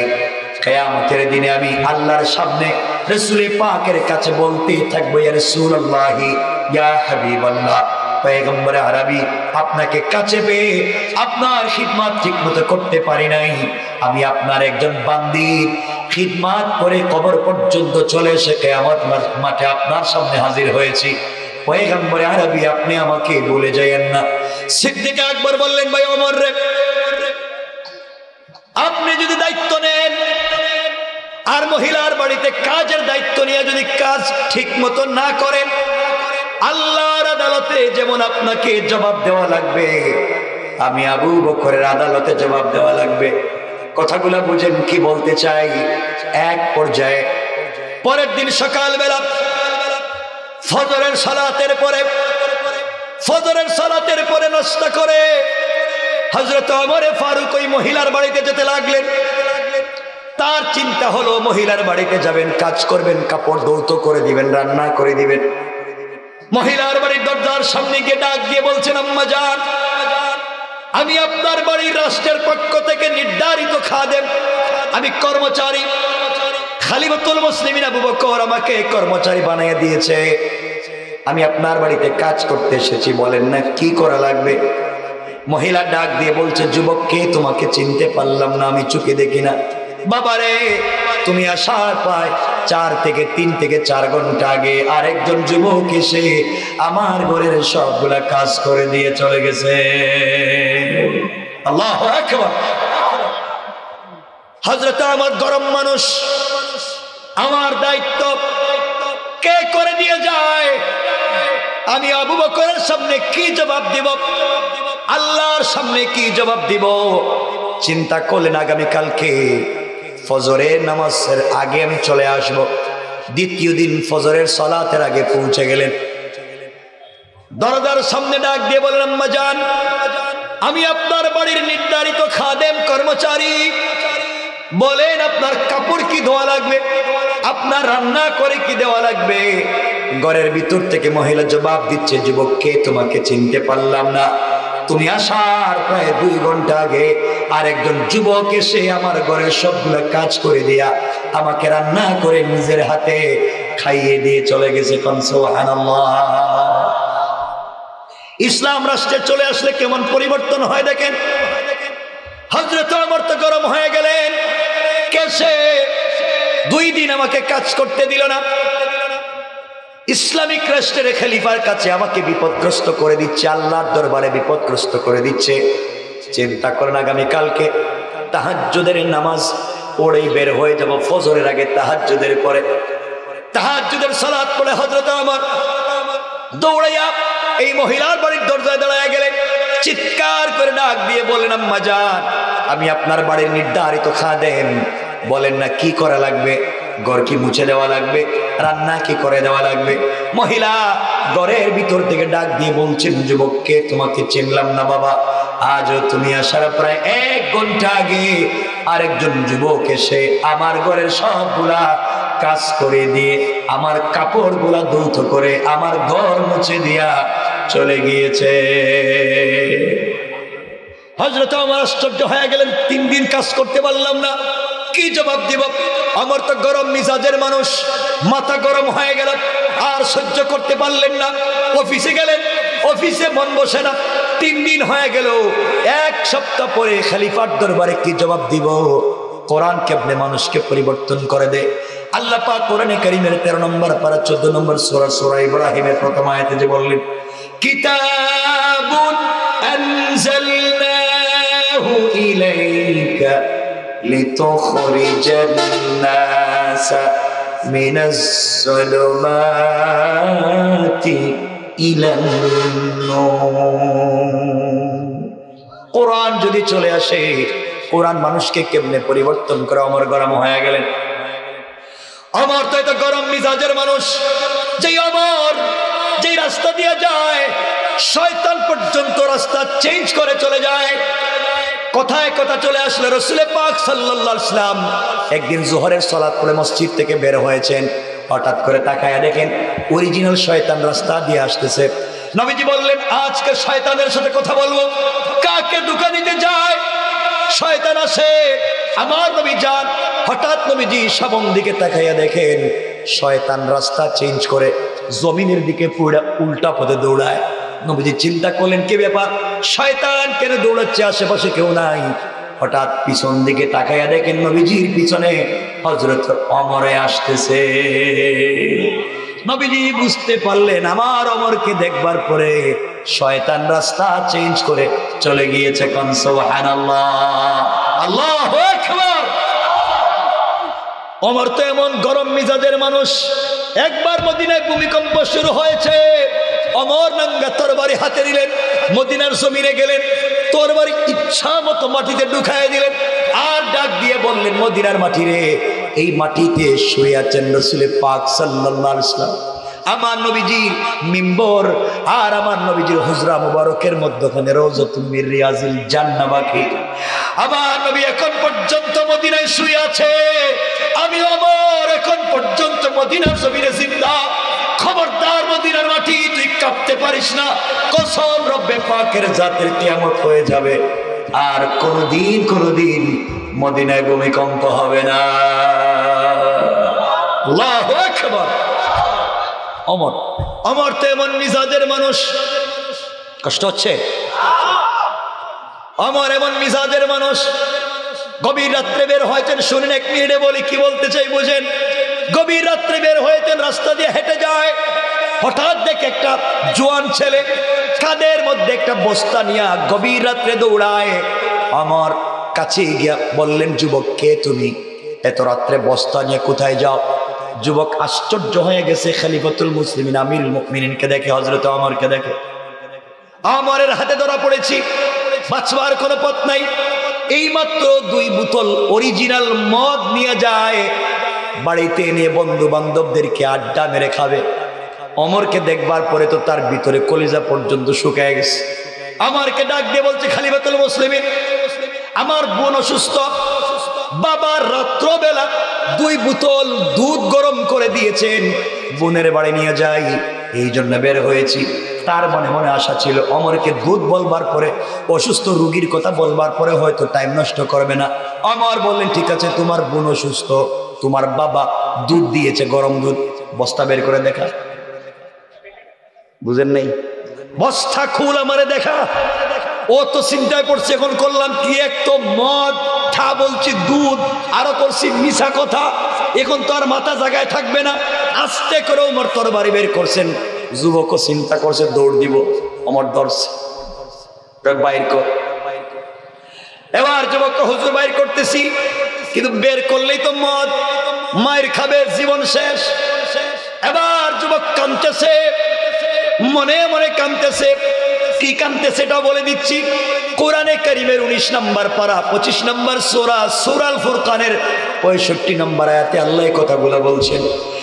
আমার আল্লাহ বললেন, ওয়াল্লাযীনা ইয়াকুলুনা রাব্বানা সরিফ আন্না আযাব জাহান্নাম ইন্না আযাবাহা কানা গরামা।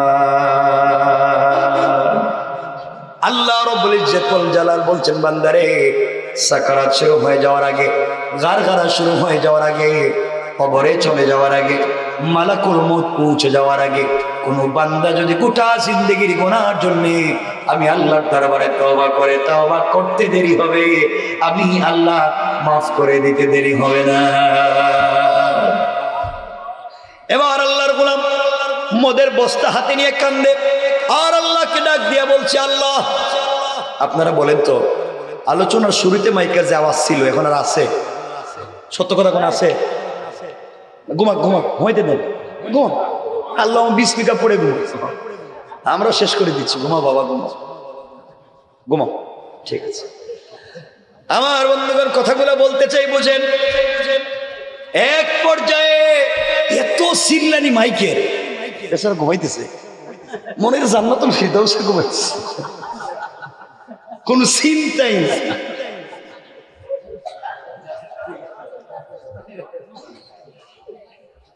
আমার বন্ধুগণ, যে কথা বলতে চাইলাম, যুবক কাঁদতেছে আর বলতেছে, আল্লাহ তাআলা, ওমরের হাতে ধরা পড়েছি, আজরাইল ধরলে হয়তো আমাকে এভাবে পিটাইতো না, উমর ধরছে তো আমার শরীর থেকে মাথা আলাদা করে দিবে। আল্লাহ, আমি আজরাইলের চাইতে উমরে বেশি ভয় পাই। তোমার কাছে আবার চাওয়া, বোতলে তো মদ আছে, বের করলে আমাকে পিটাবে। ভুলে বলে ফেলছি দুধ বাঁচবার জন্য, আল্লাহ এখন তো ছাড়ে না। কথা দিলাম, আজ আমি কথা দিলাম, যে বিপদে পড়ছি তুমি উমরের হাত থেকে আজকের রাত্রে বাঁচাইয়া দাও, কিয়ামত পর্যন্ত জীবনের মদ খাবো না। সুবহানাল্লাহ বললেন। শুধু উমর থেকে আমারে আজকে বাঁচাও, জীবনে কথা দিলাম মদ পান করবো না। আয় আল্লাহ তাআলা, কথা দিলাম এইটু আর মদের বোতলে লাগাবো না, ওমর থেকে বাঁচাইয়া দাও। যুবক যখন কান্না করতেছে মনে মনে, ওমর বলতেছেন, বের কর, দেরি করস কেন? হুজুর বাইর করতেছি। 1-2 মিনিট পরে যখন বোতল বের করছে, বোতল বের করে চক্ষু বন্ধ করে ওমরের হাতে দিয়েছে, কারণ মদের বোতল, এখন জিন্দেগি তার শেষ। ওমরে ফারুক বোতল হাতে নিলেন, বোতলের মুখ খুললেন, খুলে তাকাইয়া দেখে দুটা বোতলের ভিতরে গরম গরম দুধ দেখা যায়। আল্লাহু আকবার। আমার ডাক দিয়া বলেন, যুবক রে, আমার ডাক দিয়ে বলেন, যুবকরে বেঁচে গেলে এত রাত্রে যে সত্য কথা বললে, আসলেই তো গরম গরম দুধ দেখতেছি, যা ছেড়ে দিলাম, তাড়াতাড়ি যা। এবার দুধের বোতল দুইটা নিচে রেখে যুবক কয়, আমি টাকা দিলাম, মদের আইলো কেমনে দুধ? যুবক কয়, দেখলাম মদ, এখন দুধ হইলো কেমনে আমি তো বুঝতেছি না। দুটা বোতল রেখে দিয়া আমরকে জড়িয়ে বলছে, খলিফাতুল মুসলিমিন আমিরুল মুমিনিন, বেয়াদবি মাফ করবেন, আমি তো আসলে মিথ্যা কথা বলেছি। কি করেছ? হুজুর, বোতলের ভিতরে ছিল মদ। আমি আপনাকে ভয় পাই, আল্লাহকে দোয়া করে বলেছি মনে মনে, আল্লাহ, উমর থেকে তো বাঁচবার কোনো পথ নাই, কথা দিলাম জীবনের মদে মুখ লাগাবো না। আমি কথা বলেছি, আর আপনাকে যে বলেছিলাম দুধ, আমার আল্লাহ কথাকে কবুল করে মদকে দুধ বানাইয়া দিয়েছে। আমার বললেন, কোন মানুষ যদি এভাবে আল্লাহকে ভয় করে তওবা করে, আমার মন বলছে এই পৃথিবীর জমিনে কোনো পাপী থাকবে না। এই আমার 3 দিন পর্যন্ত খিদমত করতে পারলেন না। চতুর্থ দিন তাহাজ্জুদের আগে, তাহাজ্জুদের অনেক আগে তরবারি খুললেন, কাদের মধ্যে তরবারি ঝুলালেন, রাগে অগ্নিশর্মা হয়ে গেলেন। আস্তে আস্তে করে মহিলার বাড়িতে পৌঁছে গেলেন। আর বুঝাতে চাইলেন, আজকে চতুর্থ দিন, যাকে পাবো তার শরীর থেকে মাথা আলাদা করে দেব। মহিলার বাড়ির সামনে গভীর রাত্রে যাওয়ার পরে তিনি শুনতে পান ঘরের ভিতরে গুনগুন করে কে যেন কথা বলে, লাইট মিটমিট করে জ্বলে। বুঝতে পারলেন ঘরের ভিতরে কেউ আছে। একটু দূরে আড়ালে তরবারি হাতে নিয়ে দাঁড়িয়ে গেলেন। কিছুক্ষণ পরে একটা যুবক এই ঘর থেকে বের হয়ে সালাম দিয়ে চলে যায়। ওমরে ফারুক চিৎকার করে বলতে লাগলেন, কে যুবক, কে তুমি? বের হয়ে চলে যাও, দুহাত উঠে সারেন্ডার করো। আমি ওমর বলছি, আমার হাতে নাঙ্গার তরবারি, খোলা তরবারি আছে, কুসমুক্ত, দুনিয়ার জমিন থেকে তোমাকে উঠাইয়া দিব, তুমি কে? দাঁড়াইয়া যাও। যুবক হাত উঠে সারেন্ডার হয়ে গিয়েছে। হযরত ওমর তরবারি হাতে নিলেন, যুবকের সামনে দাঁড়ায়া আগেলবেন, কোন জবাব দিক কথা বলতে চাইবেন না, মেরে ফেলবেন। হঠাৎ করে যুবকের চেহারার দিকে তাকাইয়া নিজেকে আর সামলিয়ে রাখতে পারলেন না। যুবকের চেহারার দিকে তাকাইয়া নিজেকে আর সামলিয়ে রাখতে পারলেন না। হাউমাউ করে বাচ্চাদের মতো কান্না শুরু করে দিলেন। হাত থেকে তরবারি ফেলে দিলেন, কাঁপতে লাগলেন। তাকাইয়া দেখতে পান তিনি আর কেউ না, আর কেউ না, তিনি হলেন এই রাষ্ট্রের খলিফা হযরতে আবু বকর। আল্লাহু আকবার। হযরতে আবু বকর ওমর জড়াইয়া ধরলেন, চোখের পানি ছেড়ে বললেন, ভাই আবু বকর রে, তুমি এই রাষ্ট্রের প্রধান খলিফা, আমিরুল মুমিনিন, আপনি আমাকে কর্মচারী নিযুক্ত করেছেন, বলেন না আপনি কেন এই মহিলার বাড়িতে এসে কাজ করে দিয়ে যান? আবু বকর বলছেন, ভাই ওমর রে, আল্লাহ তোমার আগে আমাকে খলিফা বানাইছে, এর অর্থ হলো তোমার আগে আমাকে আল্লাহর আদালতের জবাবদিহি করা লাগবে। আল্লাহ জবাবদিহিতার ভয় কোরআন আমাকে যেভাবে শিখিয়েছে, ওই ভয় যখন আমার ভিতরে ঢুকে যায়, বাড়িতে বিছানায় পিঠ লাগাইয়া রাখতে পারি না। একজন মহিলার হক যদি আদায় না করি, কিয়ামতের দিনে আমার নবীর সামনে আল্লাহর আদালতে ওই মহিলা যদি বিচার দিয়ে দেয়, নবীজির সামনে আমি মুখ দেখাতে পারবো না। নবী না ইন্তেকালের আগে দোয়া করছেন, সবার একজন বন্ধু আছে, আমার বন্ধু হলো আবু বকর। আবু বকর যদি মানুষের হক আদায় না করতে পারে, বন্ধুর সামনে চেহারা দেখাতে পারবো না। এই জন্য রে ওমর, যেই দিন ওসমান এই ঘটনা বলছে, আজ 4-5 দিন রাত্র হয়ে গেল, আমি আবু বকর রাত্রবেলা 1 মিনিটও ঘুমাই না। হযরত ওমর বললেন, ভাই আবু বকর, আপনার পায়ে জুতা নাই কেন? খালি পায়ে আপনি কেন এসেছেন? এমন সময় আবু বকর বলতে লাগলেন, ভাই ওমর রে, আমি তো টাকার মালিক না, টাকা পয়সা বাড়িতে নেই, গরিব মানুষ যা ছিল সব তো আল্লাহর রাস্তায় দান করেছি, গরিব মানুষ কিচ্ছু নাই, আমি কেমনে, আমার দামি জুতা নাই, কাঠের জুতা, খড়মের জুতা পরি, এই জুতা নিয়ে যদি আমি জমিনে হাঁটি, খটখট করে আওয়াজ হয়, আওয়াজ হলে যারা ঘুমিয়ে আছে তাদের ঘুমে ডিস্টার্ব হবে, যারা ইবাদত করে ইবাদতে ডিস্টার্ব হবে। আমি ছোট্ট খিদমত করতে গিয়ে মানুষের ইবাদতে ডিস্টার্ব করতে চাই না, এই জন্য আমি আবু বকর পায়ে জুতা দেই না। আল্লাহু আকবার। বুঝাতে চাইলাম রাষ্ট্রে যদি ইসলাম কায়েম হয়ে যায় কেমনে পরিবর্তন হয়। এর কিছুদিন পরে হযরতে আবু ওমর রাদিয়াল্লাহু তাআলা আনহু হযরতে আবু বকর রাদিয়াল্লাহু তাআলা আনহুর কাছে চিঠি লিখলেন। চিঠিতে তিনি বললেন, সিদ্দিক আকবর আপনি প্রধান খলিফা, আমিরুল মুমিনিন, আমি প্রধান বিচারপতি, আপনার কাছে আমি রিজাইন লেটার পাঠাইয়া দিলাম। আমি এই রাষ্ট্রের প্রধান বিচারপতির পদে আর থাকতে চাই না। হযরতে আবু বকর ওমর ফারুককে ডাকাইয়া বসালেন আর বললেন, বাইরে তুমি কি আমিরুল মুমিনিন হতে চাও? এই জন্য কি তুমি রিজাইন দিয়েছো? তুমি কি আমার চেয়ারে বসতে চাও? আমার বলছেন, আবু বকর না না, আমি আপনার চেয়ারে বসতে চাই না। তাহলে কেন তুমি রিজাইন দিয়েছো? হযরত ওমর বলছেন, ভাই আবু বকর রে, দীর্ঘদিন হয়ে গেল, বছরের উপরে হয়ে গেল, আমি এই রাষ্ট্রের প্রধান বিচারপতি, চিফ জাস্টিস, সুপ্রিম কোর্টে আমি বসে থাকি। একটা বছরের উপরে হয়ে গেল আমার কাছে এই দেশের মদিনার কোনো মানুষ চুরি নিয়া, মারামারি নিয়া, চাঁদাবাজি নিয়া, শয়তানি নিয়া, নাফরমানি নিয়া, জায়গা জমিনের বেজাল নিয়া, মারামারি নিয়া, একটা মামলা নিয়া কেউ 1-1.5 বছরের ভিতরে আমার কাছে আসে না। যে আমার কাছে কোনো মামলা নাই, শুধু শুধু বেতন নিব, প্রধান বিচারপতির পদে বসে থাকবো, হতে পারে না।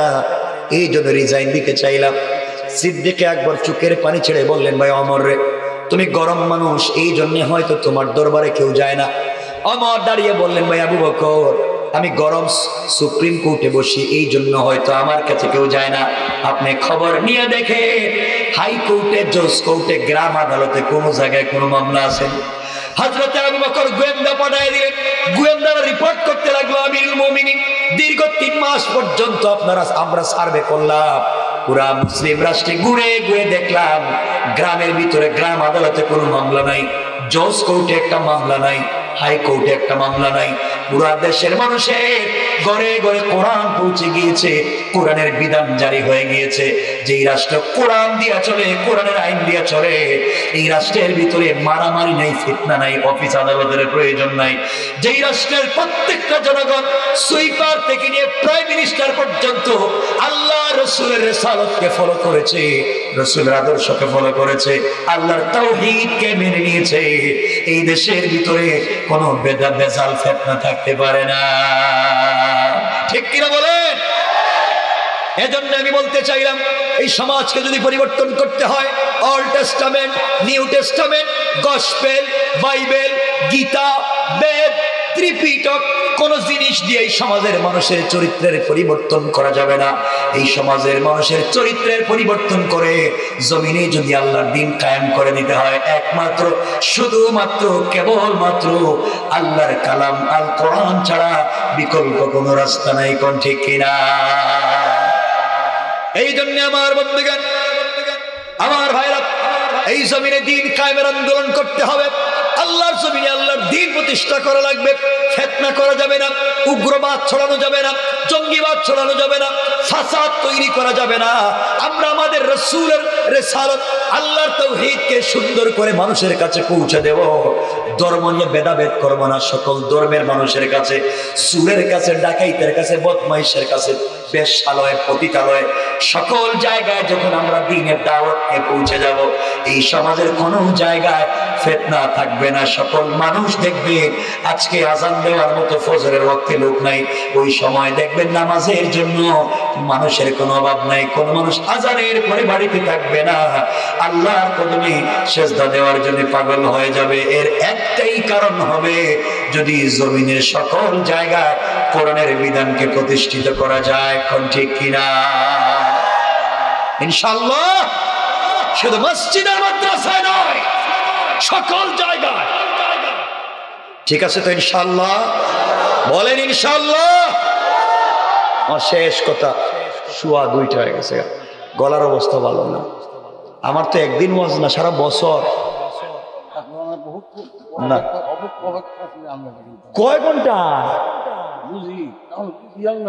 শোনেন না, না, আরে বাবা শোনেন না, প্রতিদিন তো কথা বলতে হইব আমারে। আরে শোনেন, কথা বললে ফজরের নামাজ তো একজনে পড়বেন না। শোনেন, আচ্ছা শোনেন, ঠিক আছে, কি বলতেছি শোনেন। অস্ত্রোজার করার দরকার নেই। বাজারে কেউ গাঞ্জা টাঞ্জা বিক্রি করেনি, ফেন্সিডিল ইয়াবা খায়নি কেউ এখানে, না কয় খায়নি, খাও নাই এই এলাকায় তো ভালো দেখতেছি, নাই কয় কেমন নাই কয় ফগেটে ফেন্সিডিল নিয়ে নামাজ পড়ে। হে আল্লাহর ওলি বাংলাদেশে আছে। আমার বন্ধুগণ কথাগুলো বুঝেন কি বলতে চাই। সুতরাং সমাজের মানুষকে যদি পরিবর্তন করতে হয়, সকল জায়গায় কোরআনের বিধান পৌঁছে দেওয়া লাগবে। ফিতনা করা যাবে না। মানুষকে বুকের সঙ্গে জড়াইয়া ধরেন, কাউকে দূরে ঠেলে দিবেন না। যে কোনো মসলকের হোক না কেন, যাই করুক না কেন, কে কোন কালারের টুপি পরলো, কে কোন সাইজের টুপি পরলো, কে শার্ট পরলো, কে প্যান্ট পরলো, এগুলো দেখবেন না। কে নাভির নিচে হাত বাঁধলো, কে বুকের উপরে হাত বাঁধলো, কে কলজের উপরে বাঁধলো, কে মাথার উপরে বাঁধলো, কে জুড়ে আমিন বললো, কে আস্তে আমিন বললো, কে নবী সালাম আলাইকা বললো, কে নবী সালাম আলাইকা বললো না। সকল জায়গায়, সকল ঘরে, সকল মাজলিসে আপনি আপনার রাসূলের আদর্শ নিয়ে পৌঁছে যান। কোনো মাজলিস আর থাকবে না, সকল মাজলিস এক মাজলিসে পরিণত হয়ে যাবে। ঠিক কিনা বলেন? কোনো ফিতনা থাকবে না, সব একটা হবে। এই জন্য আমার ভাইরা, আমার বন্ধুগণ, আল্লাহর ওয়াস্তে সমাজকে যদি সুন্দর করতে হয়, ভয় পেলে চলবে না। আপনাকে কেউ মেরে ফেলবে, কাফেররা আপনাকে আঘাত করবে। আমার আল্লাহ কোরআনে কারিমে বলছেন, ইন্না কাইদাশ শাইতানি কানা যায়ীফা। আপনি আপনার কাজ করে যান। কাফের বেঈমানেরা যত কৌশল করে না কেন দিন মুছে দেওয়ার, আমি আল্লাহ বললাম তাদের কৌশল আমি আল্লাহর কাছে মশা মাছির চাইতে আরো বেশি দুর্বল। কোন ঠিক কিনা? মনে থাকবে তো ইনশাআল্লাহ? বলেন ইনশাআল্লাহ, আরো জোরে বলেন ইনশাআল্লাহ। এখন আসুন, এই সমাজ, প্রথমে বলেছি সামাজিক অবক্ষয়, 2 নম্বরে বলেছি বাঁচবার জন্য পথ এবং পন্থা আল্লাহর পরিচয়, 3 নম্বরে বলেছি এই পন্থা অবলম্বনের জন্য কোরআন কি সাজেস্ট করেছে তা, 4 নম্বরে বলেছি কোরআন প্রতিষ্ঠিত হয়ে গেলে সমাজ পরিবর্তন হবে কেমনে তা। এই 4টা বিষয় সুন্দর করে আপনাদের সামনে আমি আমার মতো করে যতটুকু পারছি উপস্থাপন করছি। ইনশাআল্লাহ আল্লাহ, আলহামদুলিল্লাহ, আল্লাহ যেন আমাকে আর বলেন আমল করবার তৌফিক দান করেন, আপনাদের সবাইকে আমল করবার তৌফিক দান করেন। কথা মূল আলোচ্য বিষয় এখানে রেখে দিলাম। পরে একটা আয়াত ছিল, ওদিকে আমি আর যেতে চাইনি। ইল্লাল্লাযীনা তাবু মিন ক্বাবল আন তাকদিরু আলাইহিম ফা'লামু আন্নাল্লাহা গফুরুর রহিম। এরপরে যে আল্লাহ আয়াত বলছেন, ইয়া আইয়ুহাল্লাযীনা আমানুত্তাকুল্লাহ, আমানু আমানু ইত্তাকুল্লাহ, হে ঈমানদার আমি আল্লাহকে ভয় করো। এরপরে বলছে ওয়াবতাগু ইলাইহিল ওসিলা, আর আমি পর্যন্ত পৌঁছার জন্য ওসিলা ধরো। কি ধরো? ওসিলা ধরো। ওয়াবতাগু ইলাইহিল ওসিলা, আমি পর্যন্ত পৌঁছার জন্য ওসিলা ধরো। এই আয়াত দিয়া বহুত বন্ডরাও কইতেছে আমার কাছে মুড়ি দেওয়ার কথা কইছে। তো এখানে ওসিলার 4টা ব্যাখ্যা আছে, এদিকে আমি যেতে চাই না, শুধু বলছি আল্লাহ এখানে বলছেন ওয়াবতাগু ইলাইহিল ওসিলা, তোমরা ওসিলা তালাশ করো। এর ব্যাখ্যা যদি বুঝতে হয় পরের শব্দ বুঝতে হবে। পরের শব্দ আল্লাহ বলছেন ওয়াজাহিদু ফি সাবিলি, এর অর্থ হলো ও মুমিন মুত্তাকিরা, তোমরা যদি সমাজের দিন প্রতিষ্ঠা করতে হয় ওয়াবতাগু ইলাইহিল ওসিলা, একজন নেতা নির্বাচন করো যেই নেতার নেতৃত্বে ওয়াজাহিদু ফি সাবিলি, জমিনে জিহাদ করতে পারো। আল্লাহ বলছেন লাআল্লাকুম তুফলিহুন, সম্ভাবনা আছে এই কাজ করলে তোমরা সফল কাম করবে। এটা শুধু মূল ব্যাখ্যা। আর বানাইছেনটা কি আপনারা? কিরে ওসিলারে বানাইছেনটা কি? আল্লাহ আমাদেরকে হেফাজত করুক, বলেন আমিন।